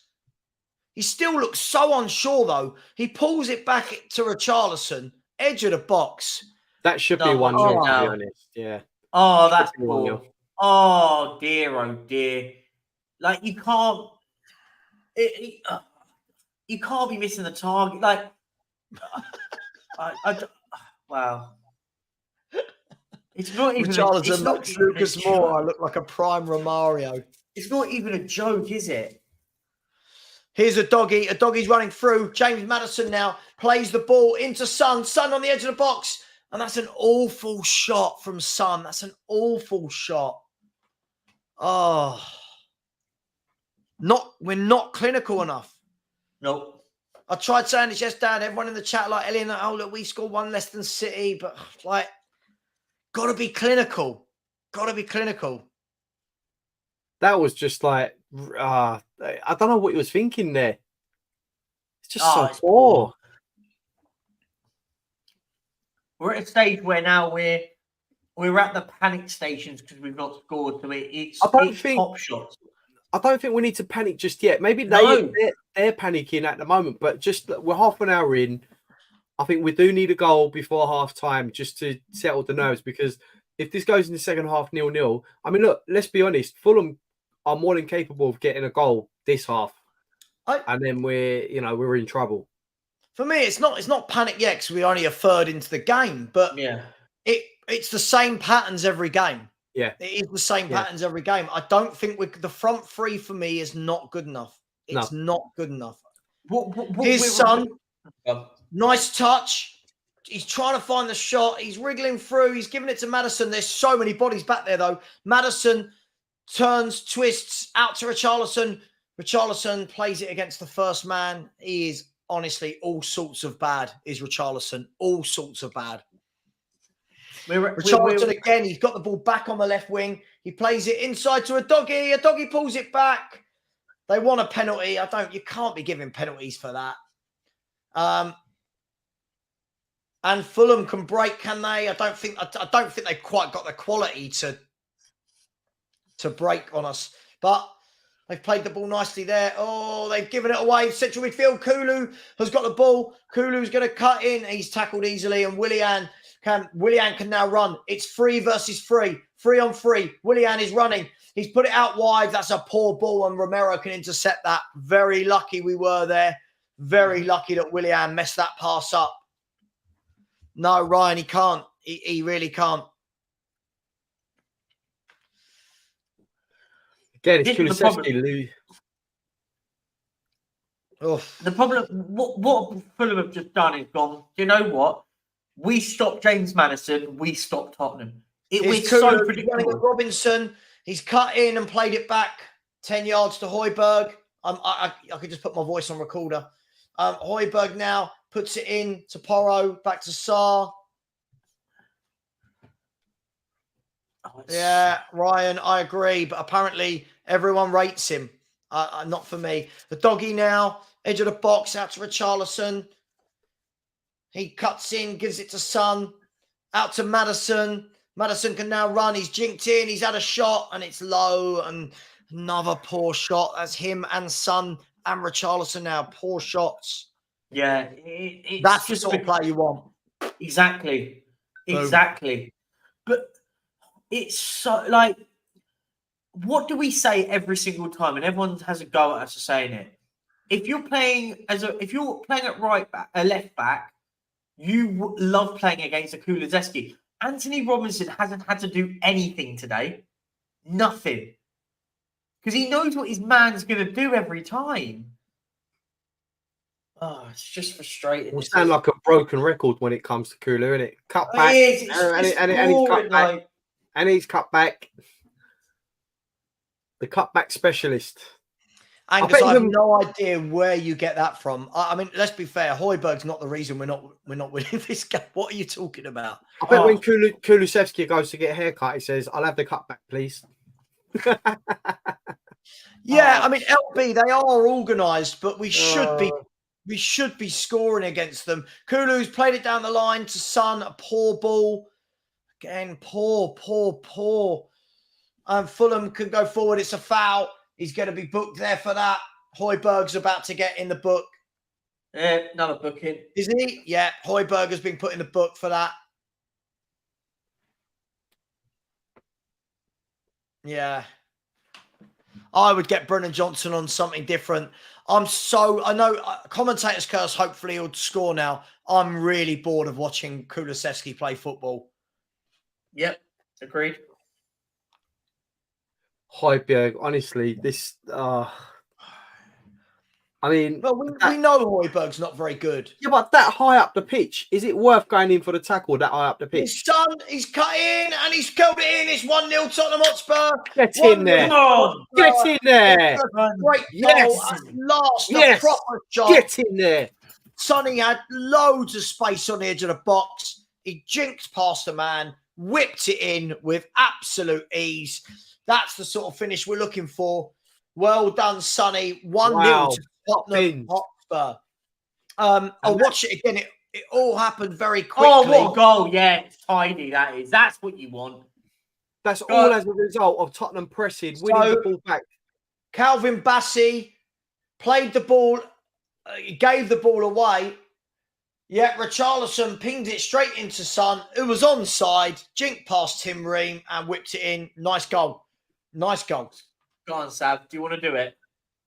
Nice goal. Yeah, I'm going to do it. I was just checking that VAR hadn't ruined it.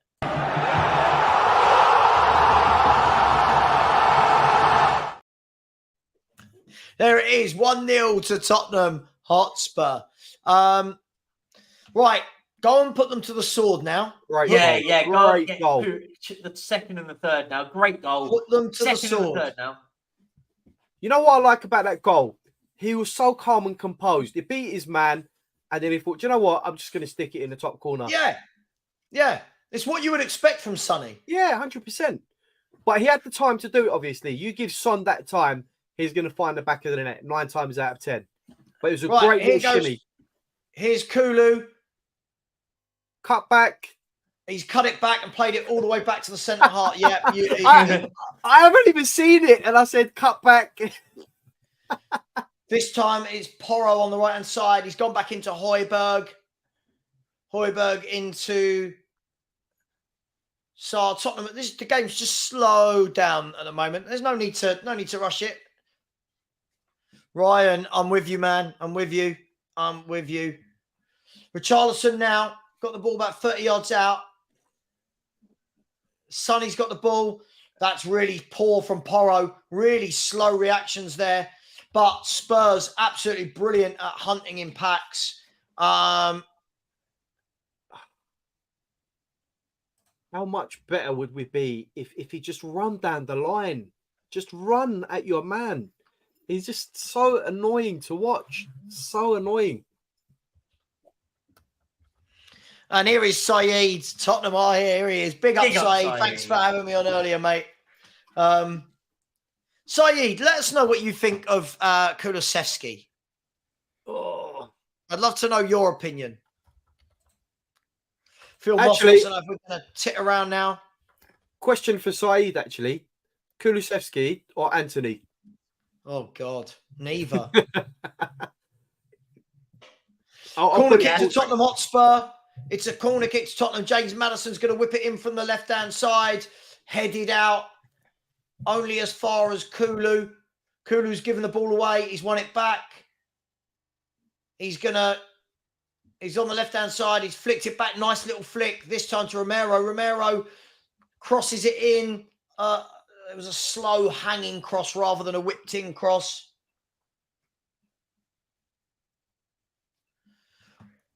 What, you had the debate with Tapping Toads about Kulu?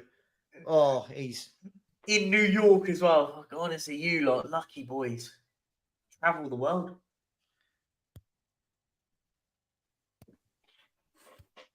Has he been good for us? I mean, listen, he works hard. Yeah, he works hard. He's not for me, but he works hard. Madison plays in Son. He lays it back to a doggy. A doggy has the shot. And then Kulu fires the ball. It looked like it was going in and blocked by Fulham. Let's be fair, this game, you've got to get a second while we're on top. Yeah, you have to. You've got to go into the break at least 2-0 up here. Angus, yeah, we play Palace away next on Friday night. Oh, that was Friday a night. lovely bit of play. Oh, that should be 2-0. Should be. It was a lovely lovely bit of play. 2-0. Just to build up Corner to that. kick is whipped in by Kulu, headed out by Vinicius, and Porro's coming at a shot from about 40 yards. It's hit a Fulham player and got out for another corner kick.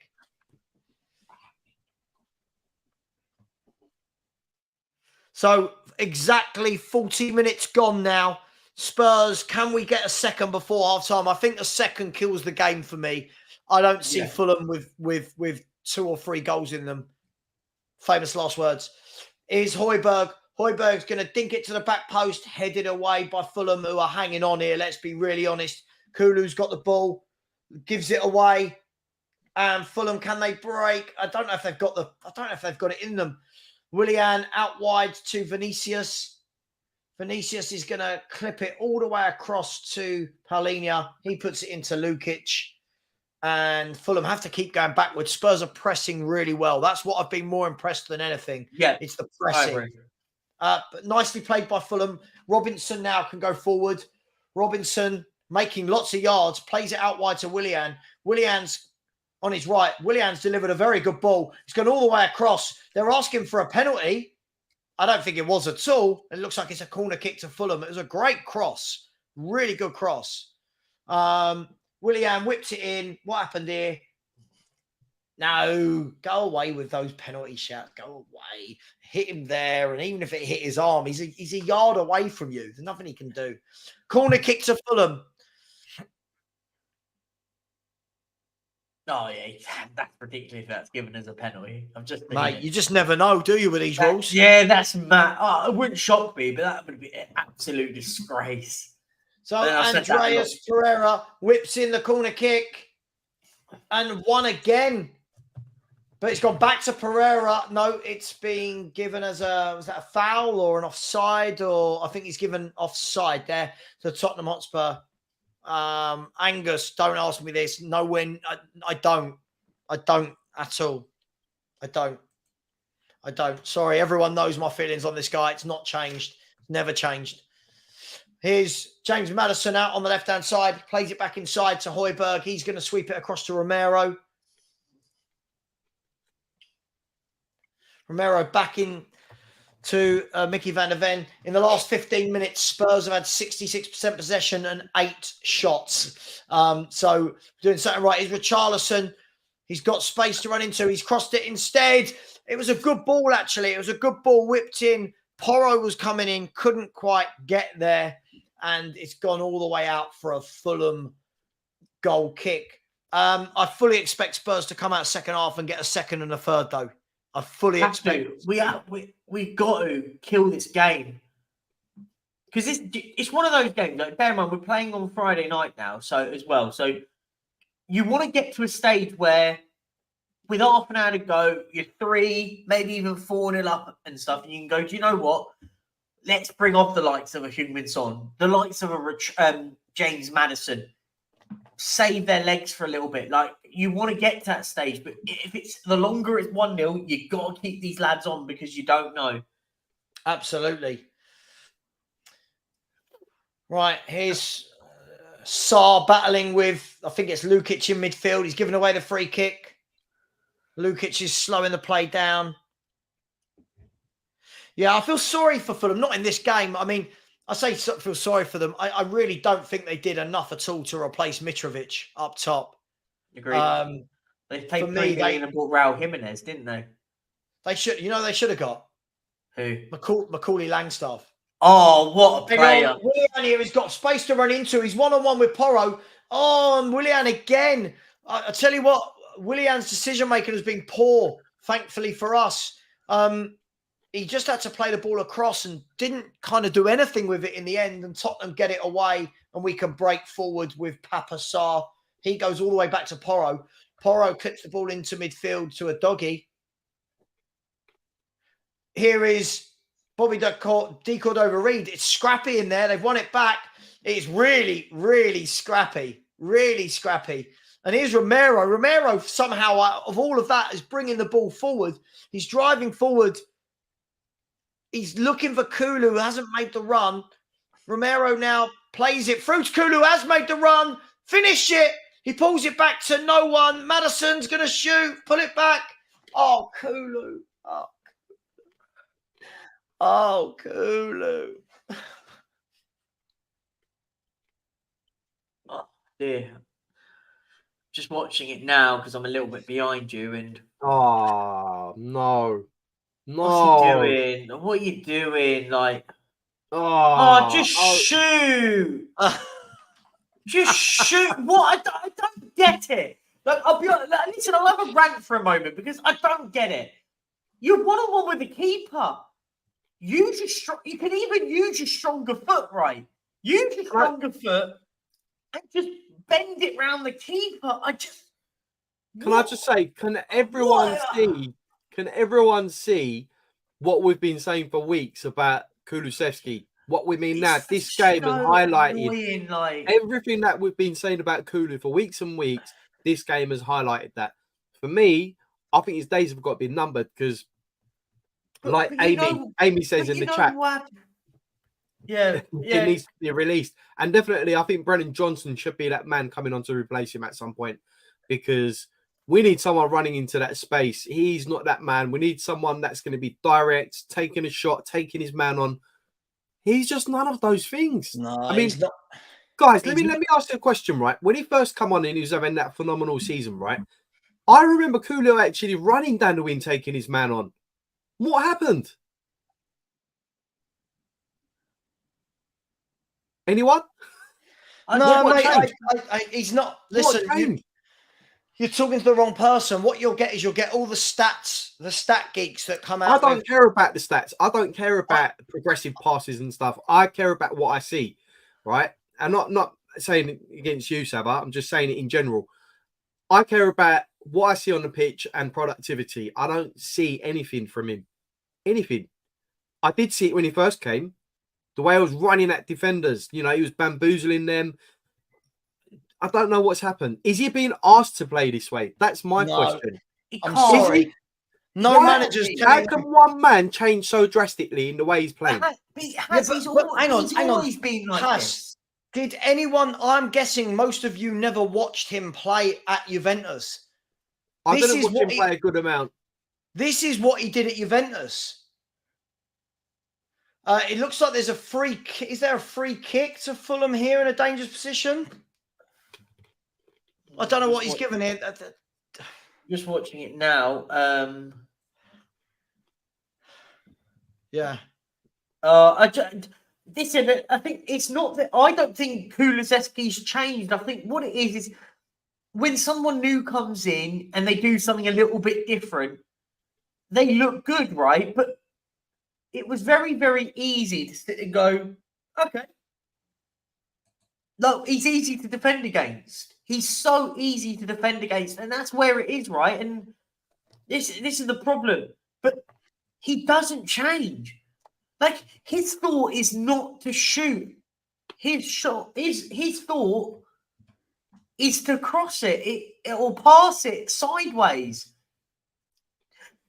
Here's a point here. If his name was Harry Winks, we'd all be begging for him to leave the football club because all he does is pass sideways. What's the difference? But it's half time. It's 1-0. Spurs are winning. It's been a very interesting half, guys. Again, first 12 to 15 minutes, you're thinking, go and batter them. Then Fulham came back into it. Then we went and had a bit more possession. We should be killing teams like this off. Should we be disappointed to only be 1-0 up? Yeah. Yes. Yeah, I would use the word frustrated because Fulham are still in the game. Let's be honest. We should have been 3 or 4-0 up here, and game over, right? And you can go and take off a Madison for the second half at 4-0 up and get Lo Celso 45 minutes of football. Do you know what I mean? It's like it's frustrating because at 1-0. Fulham hit on a break. And let's be honest, Fulham have had their fair share of chances if they had a bit more quality in the final third. It just frustrates me. But In other news, big up. We have got Blaine Devs in the chat, and he's been a member for over 2 months now. Said how time flies when you're having fun. Come on, you Spurs. Big up, Blaine Dev. While you're there, Blaine Dev, tell everyone they should be subscribing.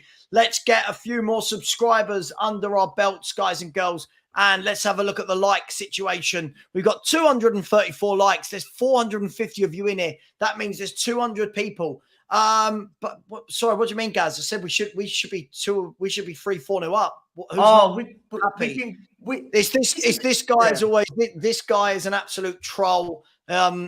He pretends we said things we haven't. I think we should be 3 or 4-0 up. That's positive. Oh, guys, that's a very bad trait, guys. Come on. Guys. No one likes it, guys.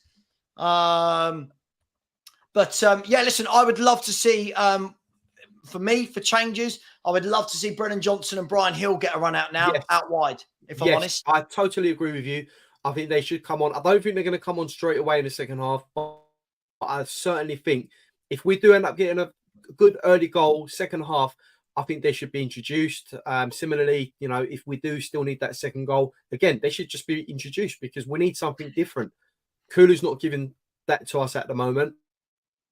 One thing I have been really impressed with in this first half for me has been the pressing of Tottenham Hotspur. The pressing has been absolutely fantastic. Winning the ball back, we just need to fix the other parts around the pitch at the moment. The wings. We need to, not rely on Madison as much. He's been dropping deep, pinging balls, but we need other areas of the pitch to contribute as well now. For me, Brennan Johnson gives us that pace. I'm hoping to see him second half and see what he can do. Similarly, Brian Hill as well. But first half, certainly the pressing has been fantastic. Pressing's been magnificent. Yeah, we need to add the other bit. The hunting in packs. When we lose the ball, there's 3 or 4 players. And, a couple of examples I saw there where you had Sarr, Watchalong and Madison all hunting to get the ball back was brilliant. My only criticism would be, I think we're trying to walk it into the net. I think sometimes have a crack. Do you know what I mean? Like with Richie, Madison and Kulu and even Son. Don't always look to get your man in. Have a crack. Have a pop at goal. I think, Yeah, I agree. I mean, I think also the free kicks that we had early on, we had 3 or 4 free kicks. If it was me, I would just take the shot, force the keeper to make a save. You don't know where that ball's going to go. You're playing, I know you're trying to do a training ground move and, in training, it will come off 9 times out of 10. But in a competitive game, just take the shot. You've got players that can get there for the rebound. The keeper might spill it. You just never know. You've had 4 of those opportunities, 4 free kicks. Take the shot. For me, it's just the no-brainer, right? Mate, absolutely. I won't tell you what a message I just received. I'll get in trouble saying it, but yeah. Listen, but other than that, listen, it could be and almost should be 3 or 4-0. I fully expect us to go out in the next 15, 20 minutes and grab a couple of goals, put this game to bed, make a couple of subs, and we go into the Palace game top of the league. But I mean, let's be fair. I mean, Højbjerg hasn't had to do a lot. There was lots of talk about how we play about Højbjerg. I think this is a good game for him. Fulham are just trying to hit us on the break. It's a good game. Obviously, like we mentioned earlier on, whilst we was watching the game, Højbjerg has not, he's not been very prominent in the game. He's picked up a yellow card, but you can see it's not progressive as Bissouma. You can see that Bissouma has got that capability to get back, be that defensive player, but also get down the other end of the pitch and be effective on the other side as well, where he can take a man or two on. We've seen it so many times. He's so good on the ball. He's got a really good connection with Bissouma, with Sarr and Madison. For me, we don't get that with Højbjerg. It's very limited. It's like, you know what you're going to get with him. But with Bissouma, it's a different story. He can just, bring up something out of nothing. With Højbjerg, it's just very simple. This is what you get, mate. He'll go around, he'll defend. But, in terms of being progressive, I really do think Bissouma or even Bentancur coming back is really going to be helpful for us. Yeah, listen, he's a top player, isn't he? He's a top player, Bissouma. But listen, it was a wonderful finish from Son. I think if I said to you, look up Son in the dictionary. That goal is it, right? Yeah. Ball pinged into him, touch, beat the man, whipped it into the corner. I mean, that's trademark Sonny finishing, isn't it? Yeah, absolutely. I think Son's struggled in the first half of not really having a lot of service. I think the one thing that Fulham have targeted is immediately get at James Madison. Get at James Madison. It stops everything good about Tottenham, right? But the first bit of space Son gets in that sort of in the final third to have a shot on, he does that. And listen, that was an absolute brilliant goal. And I think you want to see more of it now. Listen, Fulham have to come at us a little bit more. Fulham can't sit back very deep in all ways. They've got to come at us. So fingers crossed we get a little bit more space, get the second, get the third, and maybe. But Perchi, you say that. How much more space do you think Kulu needs?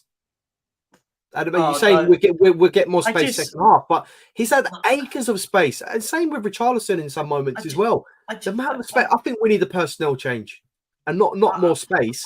Do you know what? I think Brennan Johnson's got. I think it'd be nice to see someone just run at players, run at them, and sort of jump in here, and I'll do one for Savva. Guys, there's over 500 of you in here, guys. Come on, smash up those likes. Come on. Yeah. Come on. We should be. Let's quickly, for celebrating a Spurs goal, everybody smash that like right now. And the link is in the chat. Let's subscribe. Let's see if we can get closer to 11,700. If everyone could go over and smash that subscribe button. The link is in the chat and it's pinned. We should be on 400 likes. We're only on 290. So let's smash the like button. Come Please on, people. subscribe if you haven't already. I'm going to stick with my 3-0 prediction from the beginning. Anyone want to change theirs, or everyone comfortable in keeping theirs? I'm sticking by my guns. 3-1 to Tottenham Hotspur. I think we are still susceptible to the odd mistake here and there. They've had a couple of chances in the first half, a couple of warning shots, and I think they're more than capable of getting a goal back. So I'm still going to stick with the 3-1. I don't know what everyone else in the chat thinks. 3-0 for me. You went for 4, didn't you, Perchi? Yeah, sticking at that. Listen, I think this guy's brilliant. Every time, whatever Kulu does, he's been decent. Okay. Okay. Do you know, Kulu's one of those. It's frustrating. I think I don't even go into it again, but it's just frustrating because it's like every opportunity. Is that the best way to describe it? That he's frustrating to watch. Very frustrating. Yeah. He could come out here and score a goal. He's a fullback's dream. He's a fullback's dream because he doesn't make them make a decision because he goes, do you know what? If he cuts inside, we just we cover our space. There's not much they can do. You look at other wingers. I think it's a good example. If anyone watched Aston Villa yesterday, great example. Go and watch what Diaby does. What was the other lad? We just said it. Bailey, sorry. Go and look at how they think in and out. Make the fullback make a decision to not commit or to commit. I just don't see where he does that. Not only that, you're drawing defenders away. You know, you're allowing more space for the likes of Madison or a late run from Bissouma to get in there. You know, when they're, you know, when he's cutting back or holding off from running down the line, you know, it's too easy. It's too easy. You stop the team from being progressive at the end of the day. So, yeah. He played like that in a Fulham shirt. Played like what? This is what I don't get. This is all I need somebody to tell me. What is it that he's doing that I don't see? This is the thing for me, right? This is what I would say on this. If Kulu's cutting back, and then he's bending one on his left foot at goal, I go, do you know what? Keep doing that because they're having shots at goal, you're causing problems. But he doesn't do that because he goes and passes to a player 3 yards next to him. And you kind of go, what? You're running into no man's land. Listen, but I always have to caveat it because everyone always thinks there's some sort of. I think Kulu's a technically good player, but I feel like he does what Kulu is. I think what Kulu does a lot is the safe option all the time. You very rarely see Kulusevski go, I'm going to make it. It's like he's afraid to lose possession. I agree. But sometimes, do you know what? I've got no problems with players losing possession like that because they've taken a bit of a gamble, not in a dangerous area, but it's okay. Possession for possession's sake sometimes. Yeah, thank you for the 5 people that just subscribed. Let's get some more subscribers, people. There's over 500 in the chat. Keep subscribing. Andy Midge says, Savva, you have said in the past that Paulinho's a top player. Never have I watched him and thought that, and it's the same again today. All I'm going to say is, Andy Midge, I guess I'm wrong. I guess Bayern Munich are wrong. Last year, didn't he have more successful tackles than any other player in the Premier League by about 50 or something? Sorry, Andy. I think you're having a mare. Great. I think Paulinho is a great player. You're having a mare there, Andy. You're having a mare. Sorry. Here we go. I love this guy. This guy doesn't watch the games. He looks at the stats at the end. What more can he do? How about beat a man? How about have a shot at goal? How about have a shot at goal? How about beat a man? Unfortunately, 2023 fans are more concerned now about grass covered and key passes rather than wingers being wingers. Look, I'm not going to talk about Kulu anymore. I really want him to come out this half. Do you know what I'd love to see Kulu do? Get the ball, jink past a man and whip one in the top corner. Yeah. That's all I want to see. A flashing ball across the box that Son taps in or Richarlison taps in at the back post. Just something different, right? I think that's the bit I think we're saying. Something a little bit different. I think, do you know what it is if you sit there and focus on his game, I think stats are so easy manipulated. I think in society nowadays, we just sit back and go, oh, well, he made this many key passes. Well, I just watched him make pass after pass in the 6-yard box, tapping it back to someone from 3 yards away. And it's like, no, I want to see more. Like, maybe that's just the era that I was. What about Richarlison? How do you feel Richarlison's played? I think for a player that gets a lot of criticism, I thought he was good. Nothing more than good. I don't want people I think he's been okay. He's been decent. I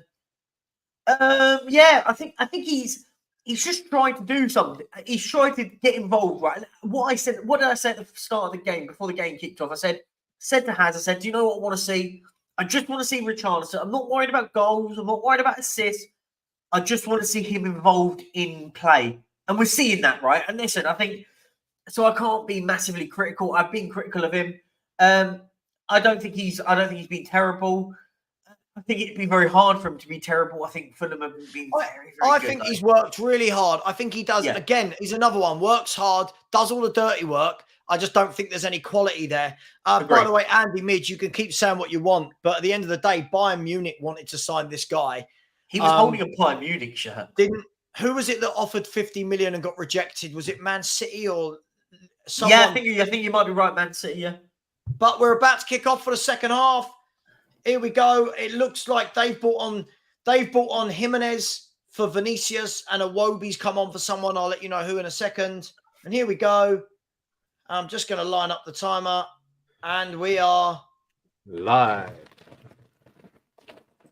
We are off. Here we are.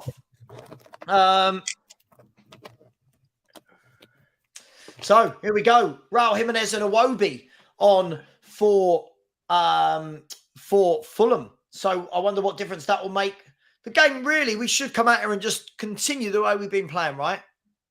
Absolutely. Yeah, no, absolutely. I think that's the key bit. I think same again. Go and kill the game. This is the difference, right? Go and kill the game now. Sorry, Paul. Do you know what? I'll call people like you out for being an absolute idiot. No one's bitching. We were talking about who's played well and who hasn't. If you want sunshine and rainbows, go and watch Chris Cowling. All I can say to you, my friend. We're having critical debate. It's part of football, right? We used to do this down the pub. It was all part of the fun of it all. Sorry, I've just got my healthy pizza. Healthy pizza, brilliant. Well, it's pizza on a brown wrap. I had a Chipotle burrito tonight. You know the store, the restaurant Chipotle. Yeah, Chipotle, yeah. But I had the healthy one. I didn't have the burrito. Just quickly, I really truly love fans like that. You know, the fans that if you dare to have any conversation about a player, it means that you're bitching. I love that. Oh, can you not spam in the chat? It's all right. Everyone's got a different interpretation of what a debate is, and obviously, the gentleman who commented, his interpretation of a debate is bitching, so it's fine. Oh, it's just it is what it is. There's no point in getting angry over it. Honestly, it's fine. But this is my point. What has football become though? Like I remember back when you used to go to football, and whether you win, lose, or draw, you'd sit there and go, "Oh, he was good today. He wasn't great today." I agree with you wholeheartedly. What happened now? Like it's like, but we have to accept that, you know, people like the gentleman who commented are part and parcel of it now. We have to accept that. We can't go on about it. So it is what it is. Used to just love that. Like after a game, like you'd sit there all like after a game and go, "Oh, do you know what? Like I thought insert player was brilliant today." Like no, like that's all we were doing, right? Oh, anyway, enough of that. Let's watch some football. Yeah, I'll let you two. I said I'm 30 seconds behind, so I'll catch up. You guys in the chat will probably be a little bit ahead of me. It's a bit ping pongy at the moment, from what I've seen. It's just sort of not really settled. Just need to calm the ball down, get the ball down on the fit.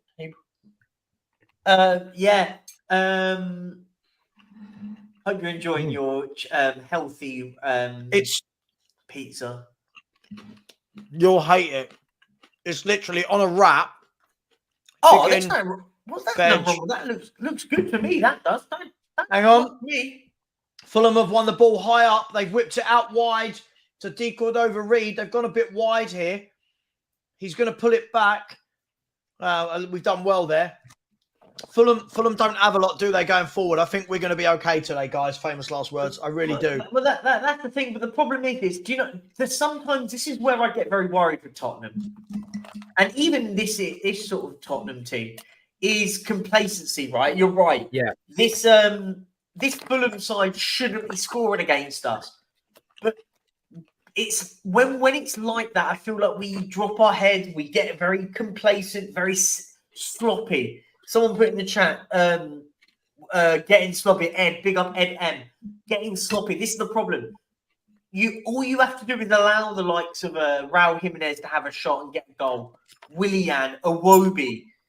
We've just got to take the reins of this game, pick up the ball, run at them, and get the second now.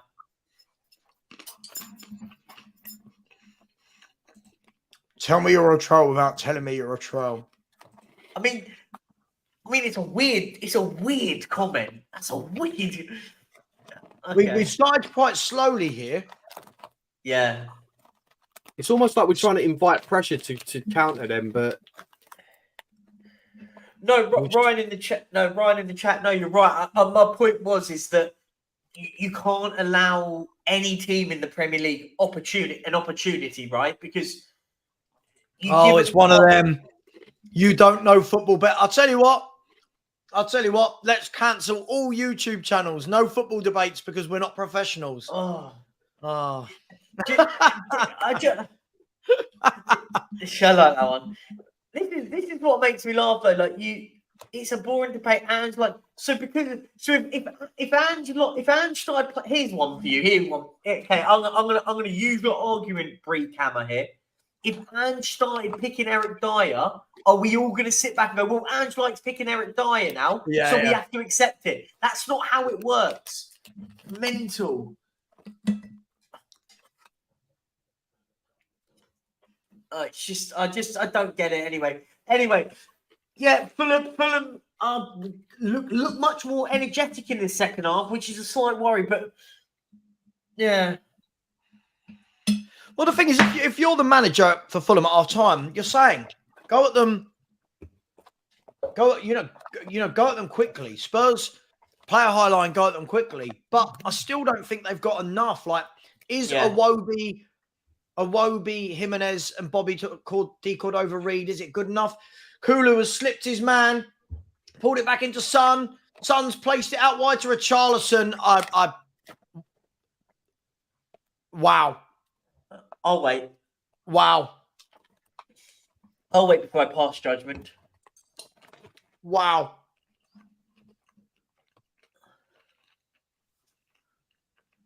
Have you seen it yet, Has? Kulusevski's back to get. He gets the cross in. Into Son. Oh wow! Richarlison. Wow. Oh my days! Oh That's a goal for England rugby team, isn't it? Oh, that's Brazil's number 9. And a doggy has given away a free kick about 35, 40 yards out. Wow. That all I can say is wow. What is that? I'm watching the replay. Wow. By the way, anyone shaking his head going like that. There's no cauliflower, by the way, on my. When I say it's a healthy pizza, it's a healthy interpretation of a pizza. Yeah, it's not a pizza. Yeah, exactly. I'll tell you what, Richarlison, that was wow. I think that sums up Richarlison as a football player, doesn't it? Let's be honest. Listen, I know we're going to be people sitting disrespectful, but that is awful.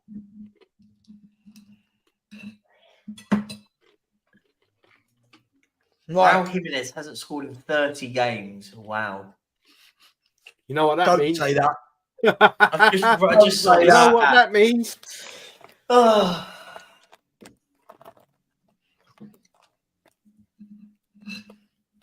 But if you were a Fulham fan, would you be worried for this season? Yeah, I think. No, I wouldn't. I think I would be. I would be. I don't see much in this Fulham team, to be honest with you. They're going to be okay because you've got the likes of Luton and the likes in the league. I think you've got to remember that I think there's probably 5 or 6 worse teams than Fulham. I think Fulham are going to be that. I mean. Yeah, but that's what I'm saying. I don't think Fulham need to worry about getting relegated. What Fulham need to be doing now, what Fulham should be doing right now is going, whatever we do, we're scouting now for the summer to get in a strike. And it's 2-0. 2-0 to Tottenham Hotspur. That's a wonderful finish from James Madison. Yes. 2-0 to Tottenham. Yes. I'm just watching it now. A mistake from Fulham. He played the ball out into midfield. Big mistake. The ball went into the first player. Son slips him in. Oh, my God. Oh, what a goal that brilliant. is. Brilliant. What a goal that is. And whilst Savva is eating, I will do it on his behalf.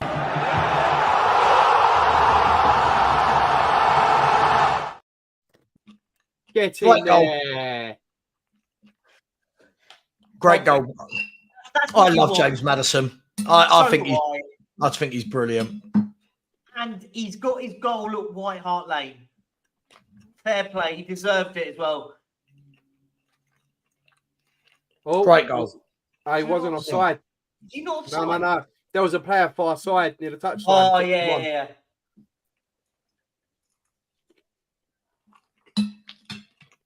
He's had a mare today, Calvin Bassey. Yeah, he's had a really bad game today. He's had an absolute mare. You know, at one point, Spurs were monitoring the situation with Calvin Bassey. No, honestly, no, we actually were as well. We were. Oh, good. Emerson Royale's coming on. Where's Barry? Where's Barry? I bet Barry comes into the stream very shortly now. Look, watch. Destiny Udogi's going off, and Emerson Royale's coming on. I'm a bit confused by that one. I can only imagine it's an injury. Or something, yeah, mate. Must be. Must be. So who's going left back then? Which one's going left back? It looks like Emerson Royale's going left back.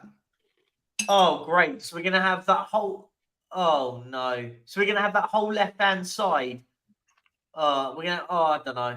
Look, if there is a problem with him, I think now is the perfect time. No. If there is an issue, get him off now. I think he kept him on long enough. I think there might have been an issue there previously, but now is the best time. If we get another one, obviously, it's game done and dusted. And I hope if we do get another one, just so that I'm right. Maybe Fulham can get one last minute. No, I think this there he is. There's the main man. Stewie turns up. There he is. You want a treat? Treat. Stewie in his Fulham colours. Look at him. Treat. Stewie, treat. Oh, You want a treat? do you want a treat? Oh, my dog's going crazy. Treat. Oh, look. How's your mummy? How's your mummy? I thought you were talking about Barry just turning up in the chat all of a sudden. Just jinx into the chat when his boy's on. I can't give my dog treats anymore. Apparently, he's put on a bit of weight, so he needs to lose weight. So he's been miserable. Now Tottenham go and kill the game, right? Go and get the third and the fourth. Hang on, Willian here. It looks like Porro's moved over to this left-hand side. Willian's played it. They've whipped it across. He's got a free header, but that is wonderful, wonderful, wonderful covering defending from Papa Sarr. Wait till you see it. It was a brilliant cross all the way to the back post, and you're thinking, hang on, he's just going to hit this home. And great defending by Papa Sarr there. Brilliant defending. And he's given the ball away there, though. But here's Robinson out to Willian. Willian into look at Iwobi. Great defending. Did you see where he run from, Perchy? Yeah. I think they could play all day and not score a goal. Only against Arsenal, obviously. Yeah. Oh, here he is. Here he is. Barrison Royale. I want to change my 3-0 prediction to 4. Oh, you're just copying Perch now. Hang on. Vicario's had a mare there. Vicario's had another mare, and Romero has bailed him out massively there. That's twice today. He's had a bit of a mare. Oh, I don't know. Vicario came out. He tried to head the ball, but headed it straight into the path of Willian, and then Romero went out and with a great tackle from Romero. Safe to say, heading's not his greatest attribute then. No, I don't think it is. Fulham, give them their dues. They're trying. I just don't think they've got. I don't think they've got oomph. Do you know what I mean? I don't think they've got enough. Yeah, it is what it is with Fulham. They have who they have. Willian, let's be honest, he's doing well considering his age. He's 35 years of age, still playing like a decent level. Yeah, as a winger, I rate him still. A good player, but they're very limited at the moment. I think losing Mitrovic and then having that whole Palhinha saga in the summer didn't help because he packed his bags and he was gone at one point. I wonder what kind of psychological effect that has on the player and perhaps others around him. Yeah, who knows? But listen, as things stand, Tottenham Hotspur are 2 points clear at the top going into Friday night's game against Palace. For me, 2 games you've got to win. And at the moment, looks like the job is nearly 50% there. But for me, get a third, kill it off. Get a third, kill it off. Starting to get a bit sloppy here. Giving the ball away again. We're winning it back well, but we're giving it away quite a lot in our own third. I think at some point we have to think about introducing perhaps Brennan Johnson really stretch them because they're going to go for it at some point. Try and put a bit of pressure. That's when Brennan Johnson can come in and just knock the ball forward to him. Half an hour. And Ollie Skip is coming on for Papa Sarr. Ollie Skip is coming on for Papa Sarr, who's down. I don't think it doesn't look serious, but maybe serious enough to make the change. And Harry Wilson is coming on for Fulham as well. So Papa Sarr is going off. It looks that way. Skip's taking his Skip's ready training top off. Harry Wilson is a tidy player as well, Yeah, Papa Sarr, to be honest, I'm starting to notice with Papa Sarr in a lot of games that he does. I think he starts games like a house on fire, and then I do feel like his energy levels go, his passing gets sloppy. So I think this is maybe not Skip coming on. I would have liked, maybe Lo Celso could have come on, but he does tend to go for the defensive sub first every time, I have noticed. I suppose we put those Jacob rumours to bed today then. yeah. The picture of Lo Celso with Basuma. Where are you, Jacob? Where are you? Where are you, Jacob?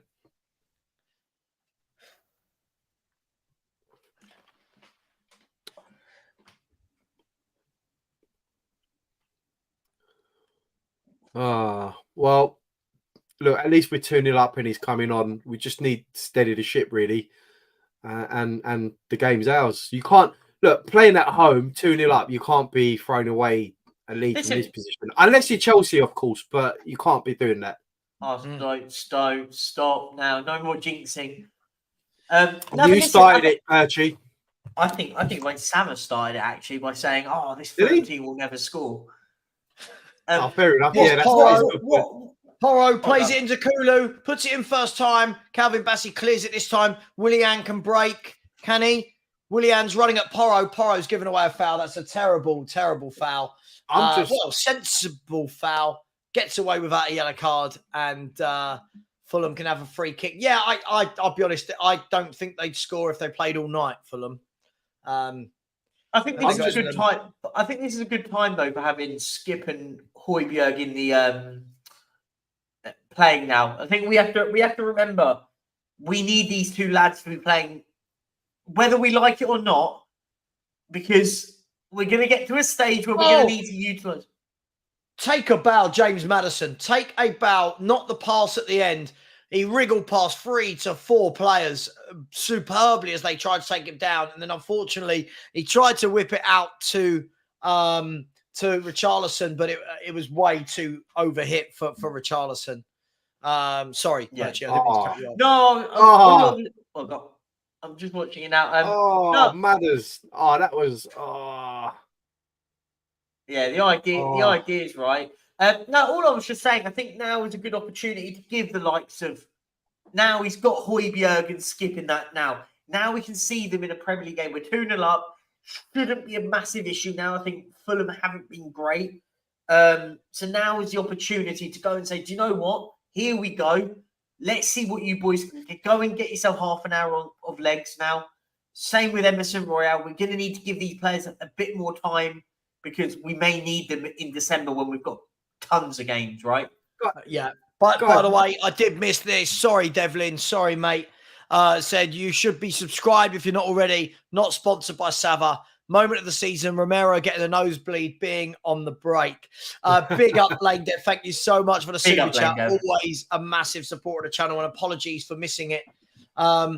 Yeah, look, I think, now you've got Royale on the pitch, Skip, Højbjerg, Richarlison. For me, I think if you can't see it through 2-0 versus Fulham, then you've got to pack up and go home. For me, I think we will see this through. I think they're a decent little team, but they're lackluster. Would that be fair? Mm-hmm.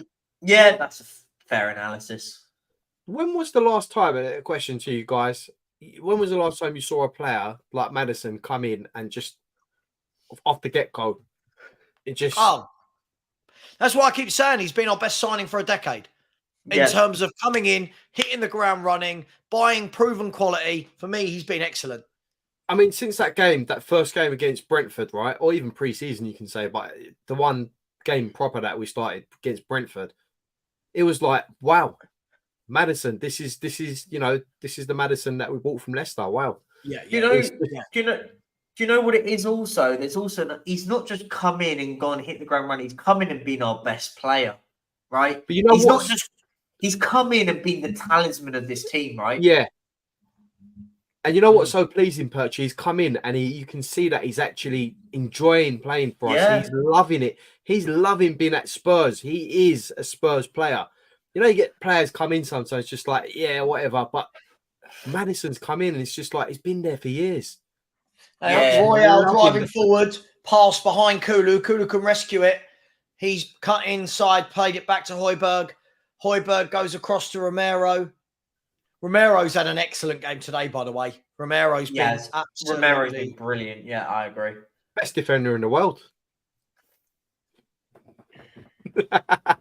Savva's not impressed. Sorry, I didn't hear that. I said best defender in the world, mate. What do you expect? Yeah.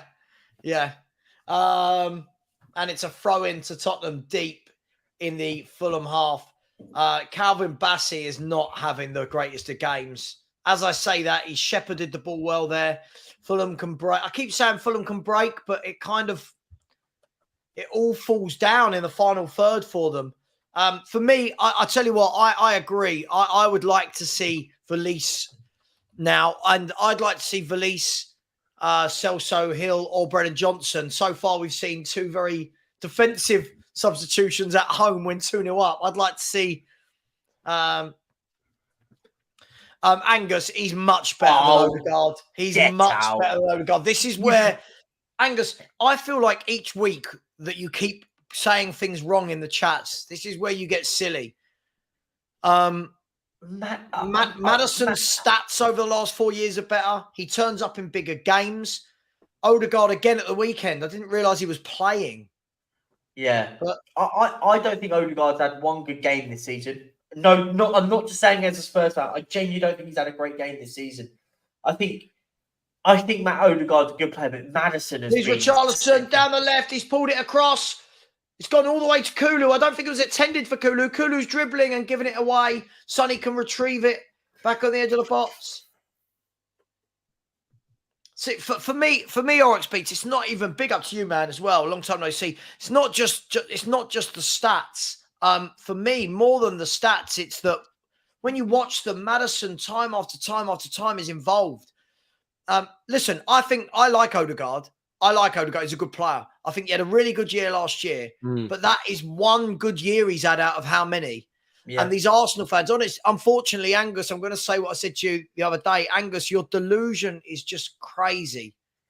It's absolutely crazy. Every have you noticed every time? I love Angus, but every time he comes into the chat and says, Arsenal will batter them today, this today, Arsenal, it never really comes true. You know what? Mate. Big up to JR with this comment. Calvin Bassey is Richie as a defender. That's brilliant. Yeah. But Angus, that's not the question. That wasn't the question, mate. And he's not improving. He's not. He looks worse this year than last year. I just think it's actually. I think it's silly. Guys, I think we're making a mistake by thinking Angus is not going to be biased because that's what it is, right? I always think Angus is going to be biased. This guy is wrong constantly, constantly wrong. And then the next game, he'll come in and say something equally ridiculous. You know, before the game, we'll smash Chelsea. Chelsea are poor. They haven't beaten anyone. And then Arsenal were crap again. And then he comes back with, but, we've got a good heart. It's like... free kick to Spurs. Just coming up to 70 minutes exactly in a few seconds. James Madison looks like he's going to whip this in. Keeps getting fouled. Big up Jacob in the chat, by the way. Best defender in the world. And here is James Madison. Whips it in. It's headed. It's flicked on by Son, and no one was there at the back post. It was all a bit quick, actually. The ball was whipped in quickly. Sonny flicked it on, but another good opportunity. Let's have a look. Could anyone have got there? Son flicked it on. No one gambled. No one gambled. It's good crossing, though. Just watching it now. And it looks like, I think Son is... No. Oh, sorry. Yeah. Just someone, I think, I'm not sure it's the back post, but someone just has to gamble the back post. Richarlison. Yeah. Oh, yeah. I'd love to see... No, Romero. Yeah. I'd love to see Hill or Johnson get a run out now. Yeah, I'd like to see one positive substitution from. Can I just say, Angus, you're saying that Odegaard is still young and he's improving, but he's your captain. How have you put a player that is so young and is still improving he's not so as a young, captain? Though. He's 26, right? Am I missing something? He's 26. He's 25 in a month or so. 25. Sorry.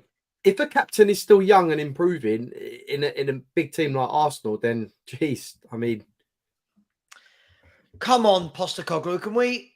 I want to see. Come on, can we see one of the forward subs, like somebody young and exciting, come on here?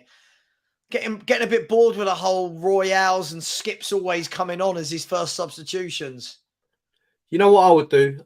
Next 5 minutes, I'll take Son and Madison off, and possibly put someone, Richarlison maybe up top, and Brennan Johnson down the wing maybe. I don't know. I would bring. How many subs? He's already made 3, right? He's made 3, or is it 2? Royale and Skip. Yeah, Royale says you got 3 subs. So if it's me now, if I'm Postecoglou, he's only got 1 more sub opportunity, right? He's only now 3 sub opportunities.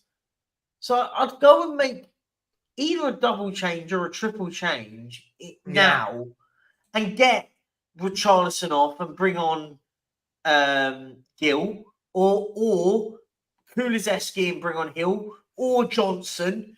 Yeah. Or Valise. It's like I just think it's like how when do these players get the opportunity now? We're 2-0 up, comfortable. It just annoys me. It's like we paid all this money for Brennan Johnson, not for him to sit on the bench. Harry Wilson's gone down holding the back of his knee or his hamstring, one of the two. He looks in a bit of pain here. What happened? He went up for a header with Royale, and then as he landed, I think he landed awkwardly.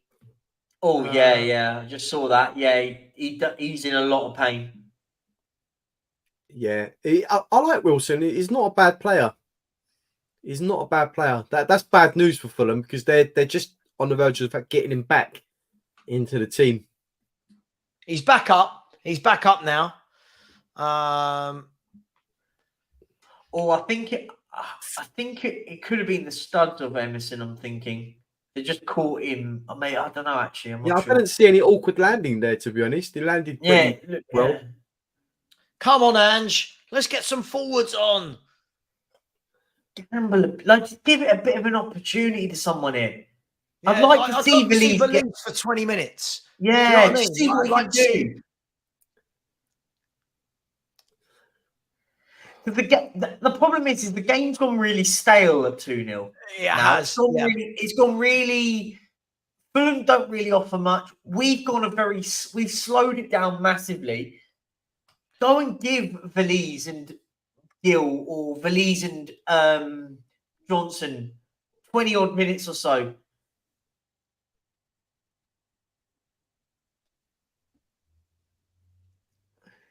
Yeah, for me, the 2 subs that Fulham made haven't had any sort of impact this half, like nothing. It just totally backfired on Marco Silva. But we've been comfortable this half. I mean, they've given us no trouble. We've got the second goal, and I think we've just put the game to bed now. Like you said, Bassey's made another mistake. Madison's in. Oh, it could have and probably should have been free. Bassey is having a mare. Bassey is having what we would call an Eric Dyer or Sanchez game. No trouble at all. His first touch was poor. Madison, brilliant pressing. And Madison and Son kind of got in each other's way a little bit there. Oh, that's awful. Yeah, they got in each other's way. The pass was on to Kulu as well. Like that was the pass on to Kulu was the one probably. Wow. He had an open goal. Madders was not happy with Son there. Yeah, he just gets in his way. Stephen, no one needs to settle down. We would just like to see some attacking players come on. Are we in trouble now for wanting to see some of our subs? You cannot want subs because we're not. Sorry. Keep all football opinions to yourself because you're not a professional football manager.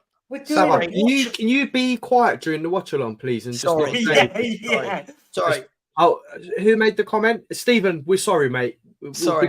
Be quiet now. I will refrain from sharing an opinion on a game of football from the team I support. I do apologise. I will say this. He's put it into Robinson, who's going to run at Porro. Porro, good defending there, though. I think we're starting to look a little bit leggy. Yeah, it's just... Here's Willian. He's whipped it in. It's gone all the way through to Vicario. I think it was covered well there by Mickey van der Ven. I think van der Ven and Romero have had a good game at the back there. Yeah, they have actually. They've been very good today. I just think, bearing in mind, we've got a game on Friday. Quick turnaround for us, really. 4 days till our next game. I think we should consider taking off some of the star players now. Son, Madison. Son and Madison. If you're gonna... Don't risk it. Yeah, I agree. I'd bring Son and Madison off.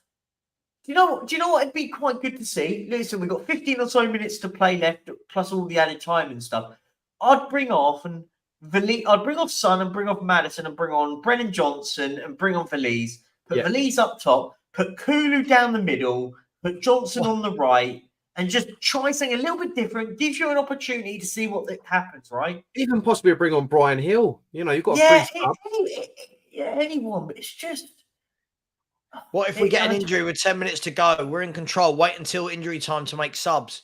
Why? Why would you wait until injury time? Game's done here. Like, we don't look... I don't know.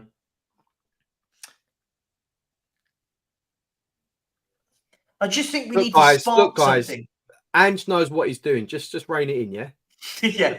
Yeah. Sorry, I wanted to see you lay over. No, please don't. I think it's just a sense of, because we haven't actually seen this lad play a substantial amount of time for us to go, do you know what? I want to see this kid play, see what he's like.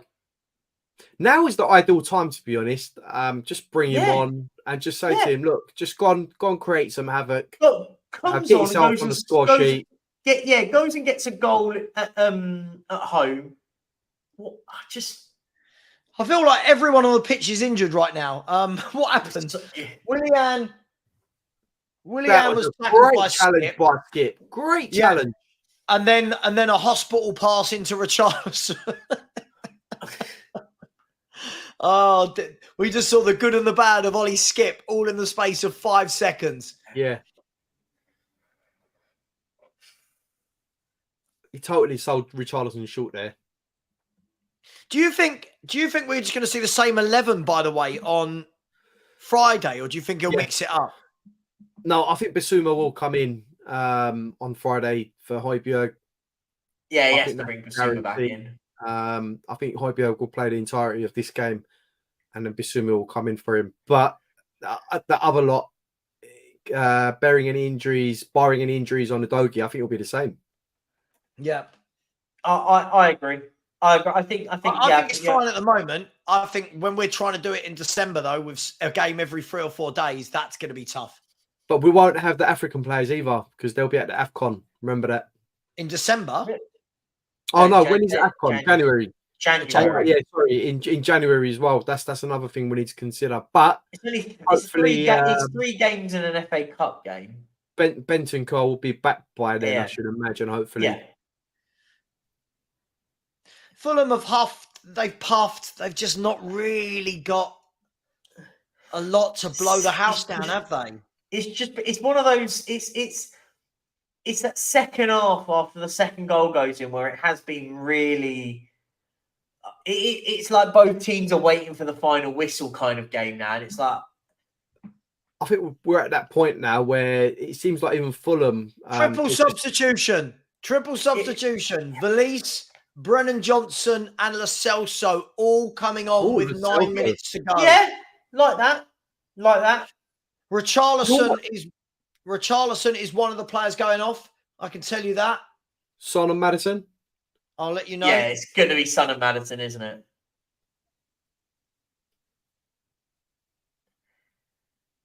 Yeah. So Richarlison's coming off. Son is coming off. Good subs. A goal and an assist for him. So the armband looks like it's going to be going to Romero. If Madison's the third player. Yeah, you would think Madison's the third one. I think Lo Celso. And Madison. Yeah, Lo Celso's the one. Madison is coming off as well. So the armband will go to Christian Romero at the back there. And I'd like to just say, How's it going, Ange Postecoglou, mate? I know you listen to us. Everyone in the chat, see, all you people moaning about us, Ange listens to us. Ange knows. We said make the 3 changes, give these lads a go. See, Steve, so where are you, Steve? Where's Where Steve? are you? Where are you? See, Ange is a subscriber of Football Heritage TV. So good day, mate. Steve, make sure you subscribe. Probably a perfect time to say, with 10 minutes to go, don't forget we will have the fan call-in show after this. So please do join us for that. That will be live at 10 p.m., 10:05. And anyone that wants to have their say, their moan, their rejoicing, their fun, their berating, whatever you want to do, you can call in and join in. Please keep smashing the like button, people. There's nearly 400 of you in here at the moment. Let's get it to 400 likes. There's only 332 right now. And keep subscribing. The link is in the chat. So please do keep subscribing. Let's get 4 or 5 more before the show, before the game finishes. Spurs 2, Fulham 0. Spurs currently top of the Premier League and no defeats from 9 games. What a turnaround by Ange Postecoglou. Yeah. 0 defeats? 0 defeats. Wow. Are we the only team now? No, Arsenal. No, Arsenal aren't. We should have been really after the weekend. Oh, don't.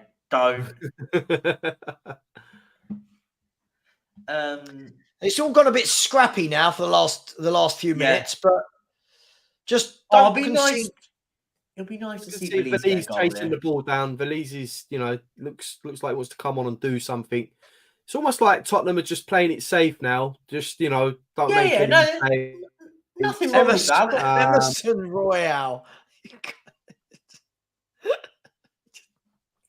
I don't know why it made me laugh. Nothing bad happened. Wait till you see it. It just made me laugh. Fulham in here. Here's Jimenez. Good save, Vicario. It was right at him. But there's the warning sign, how quickly a game can change. A better forward, and that's 2-1. Good save, Vicario. It was the Royale. I've just seen it. It just made me laugh. It just made me laugh. Amazing, isn't it?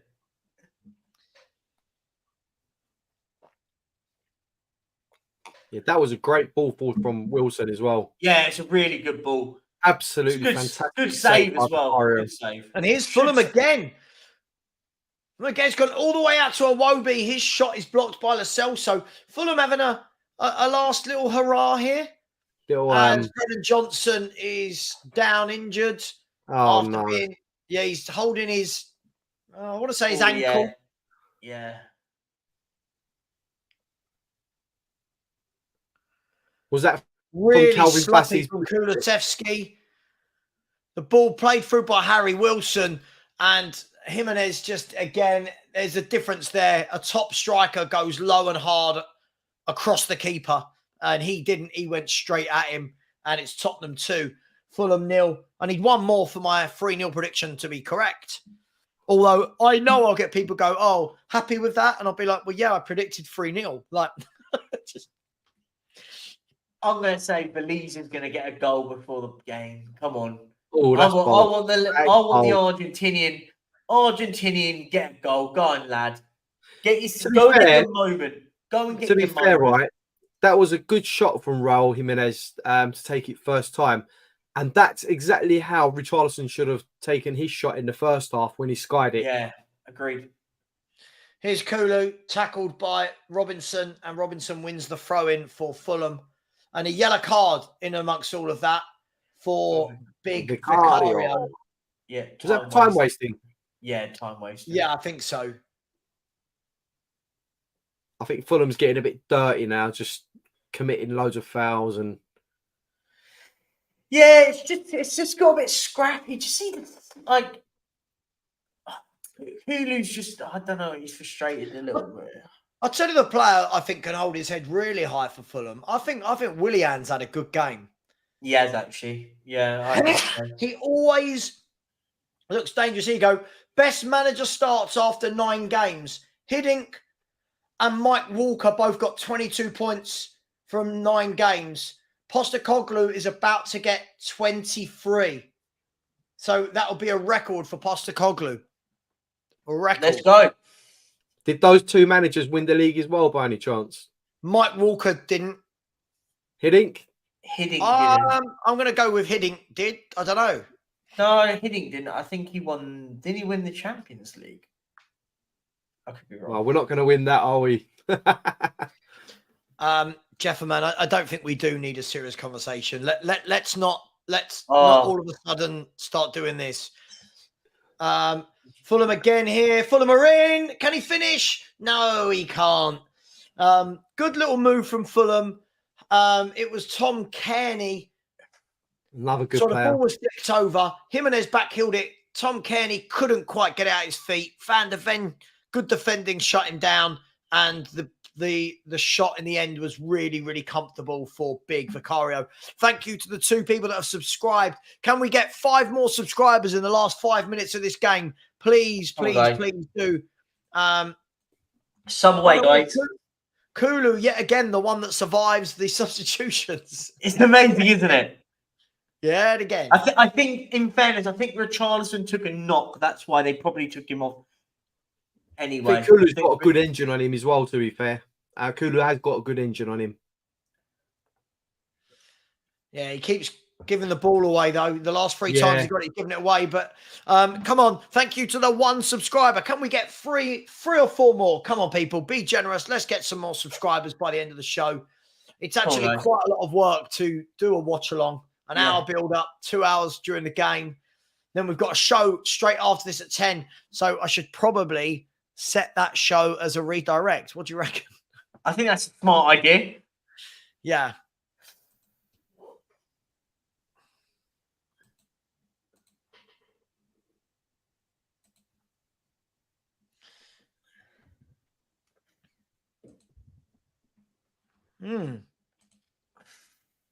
Yeah, I think this game sort of died a death now.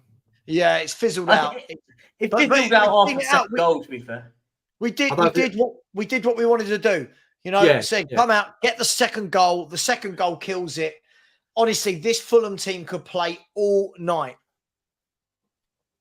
This Fulham team could play all night.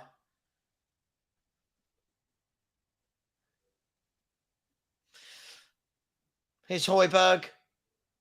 Good game for Højbjerg to come into, really. Let's be honest. So, you know, we're playing against a counter-attacking team. So, no pressure. Probably, I think don't think he's had a bad game today. I think he's been all right. I don't think he's put a foot wrong, really. Oh, Mickey van der Ven's given the ball away. Here's Harry Wilson. Wilson goes out to Reed. Reed dips the cross in. It's gone all the way over. Van der Ven wins the header. So we started to get very, very sloppy here. But here's Lo Celso turning, driving, running through the middle. What you got? What you got? What you got?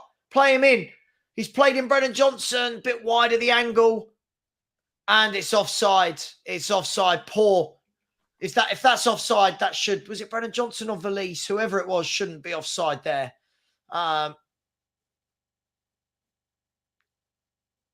George is not satisfied with this performance. 2-0, professional. Clean sheet. Oh, yeah. No, that was Valise that was offside. Just that's poor. You can't... He shouldn't... He's gone too early.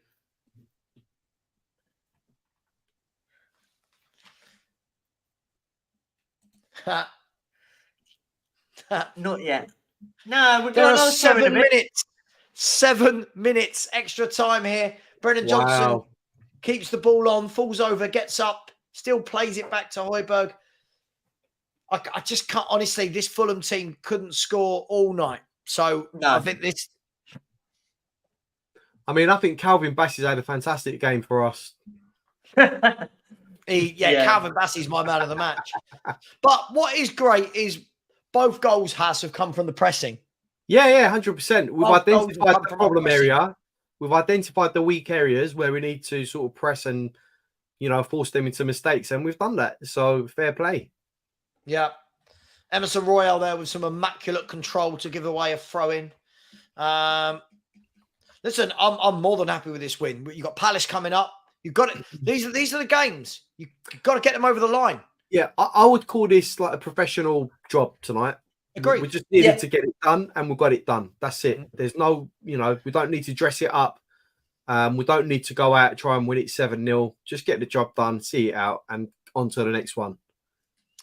I would play Basuma I'd play Basuma. I don't think we can live for ifs, buts, and maybes. And what Palace do have in central midfield is a good engine with Decore and Jefferson Lerma. So poor. They have been so poor of late, honestly. But Crystal Palace. I mean, the last game they had against Newcastle. It was only the Newcastle game. Yeah, I know, but I just haven't been convinced by them, Savva. Yeah, hang on. No, they've been better last season. Wow. For me, I think they're one of those teams that he's Fulham. Great defended by Emerson Royale, got in the way of the shot. You've got to remember, this is a Palace team playing at the moment without Elise or Eze and Zaha from last year. Exactly. And that makes them a bit poorer than, when they're with them. So, or much poorer without them. So, yeah. Tell you what, this has been a good game of football, to be honest. I mean, Fulham, to give them their dues, they have, Fulham have given it a go. Haven't they? Yeah. I just think it's that Q word. There's just a lack of quality. And for us, I think we saw that quality. Madison, 2 bits of quality from Son. We've seen that quality from ours. So big up to Buster, who said he subscribed. Let's get a couple more subscribers. Come on, people. Couple more subscribers. But big up, Buster. Welcome to the crazy train, Buster.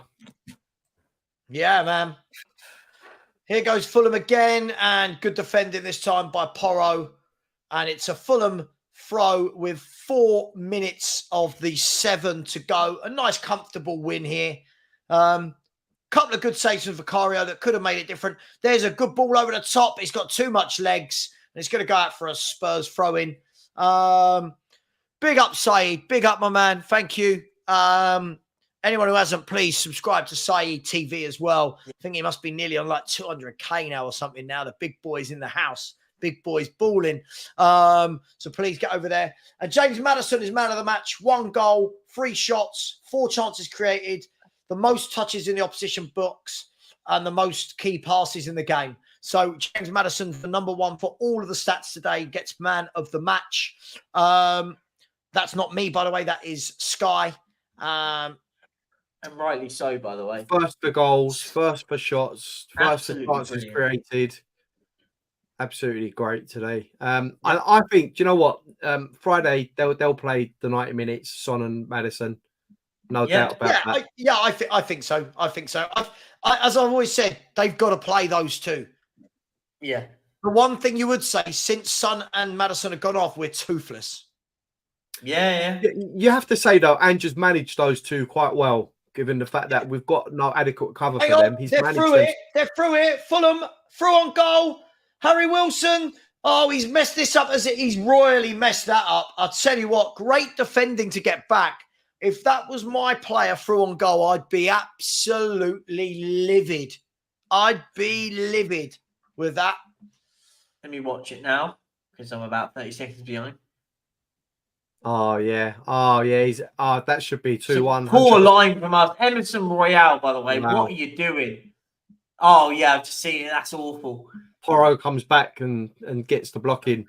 But wow. They've had chances. They've had chances in this game. But I'm sorry, but this is everything I said about defensive awareness from Emerson Royale there. Not good enough. Well, this is why it doesn't get in the team. Come on, we know what he's like. Listen, they've had their chances, but I feel like Fulham will definitely stay up. I think they'll be floating anywhere between 13th and 17th. Yeah, for me, be fine. They're just avoiding relegation. Well, listen, 18th, 17th, 16th, 15th, 14th, 13th. I've put them in a 6 win, a 6. Yeah, I get it. I just think they need a striker. If ever a team needed a striker. Well, they can always go for Richarlison in January. I mean, is available, surely? No. Yeah. By the way, is the game still going? Yes, it is. Not for me. I think Romero's done well, but I don't think they've had enough of a presence up front for him to need to be man of the match. If that makes, I think him and Van der Ven have done well, but it's not like they've had chance after chance after chance and we've had to block everything. And I think he's had a really good game, though, for sure. For sure, he's had a really good game at the back. And there's 35 seconds left of the 7 minutes.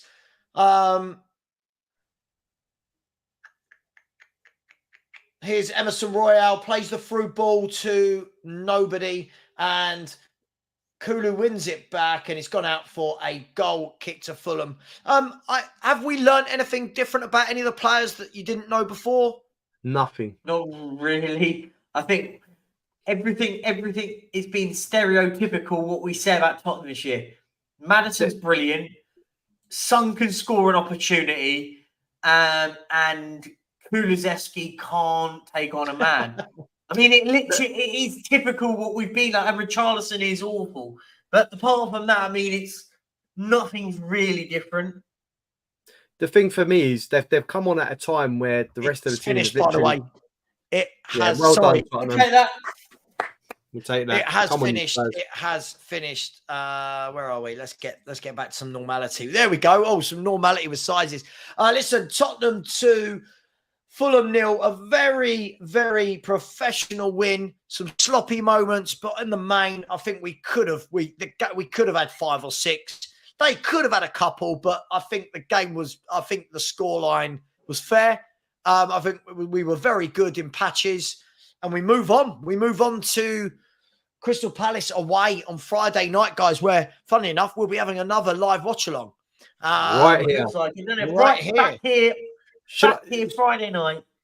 Also, can I just say, if you subscribe, you'll get to find out exactly what time and where. So make sure you subscribe. Yeah, as we close off the show in the next 2 minutes, please smash the like button. We should be on 400 likes. We're on 356. Let's get another 5 to 10 subscribers, shall we? And we have got the phone-in show that is going to be straight after this. Probably go live at about 10 past 10. People can call in, have their say, talk about whatever players they like, the good, the bad, the ugly, talk about the manager, talk about how Daniel Levy should stay as chairman for the next 15, 20 years. Whatever you want to talk about, you can talk about. Has, before we go, give me your summary of today's game. I thought it was a professional job by Tottenham tonight. They did what they had to do. Top of the table, 2 points clear. I don't think we can ask for much more than that. We've got no injuries, so it's a good night all around. Wow. Perchy, sorry, everything about that made me laugh. Perchy, give me your thoughts on the game. Madison was sensational. Son's goal was brilliant. The two lads at centre half, Romero and Van der Ven, brilliant as well. And listen, we roll on. I'm excited. Listen, confident performance. We looked comfortable from minute one, right? Job done. Palace on Friday. Guys, Palace on Friday. We go 5 points if we win. 5 points top, right? And then you're now getting excited. No one's saying it yet, but let's keep winning games. If you keep winning games of football, keep winning. And we move on game after game after game. Lovely result. As I said, we got James Madison for 40 million quid. Let that sink in, people. But he's not as good as Odegaard, according to the Arsenal fans. Yeah, look, so many positives tonight. So many positives. I mean, we could look at negatives, but I don't want to. I'm going to close the show off there. Guys, I am setting the timer. We'll be live in 5 minutes. Anyone is welcome to join me. If you do want to come on and have your say, you must have your camera on. You must have your name as well. And you must be somewhere where we can hear you. So please don't do it if you're like putting your kids to bed or, in the middle of a bar or at the let's not do that. But everybody, thank you very much. Legend, Perchy legend, please go and subscribe to these two legends. They're desperately trying to get their beards as shaped as mine. Unfortunately, they can't, but they are great guys. And by the way, did you see the picture I sent you about who's hosting the FCA? Yes. Anyway, that's all I'll say about that. And yes, you must have clothes on. I'll see you all later. Subscribe to these two legends above me. Take care, everyone. And we'll be live in about 5 to 10 minutes. Thank you very much. Take care. And as always, come on, you Spurs.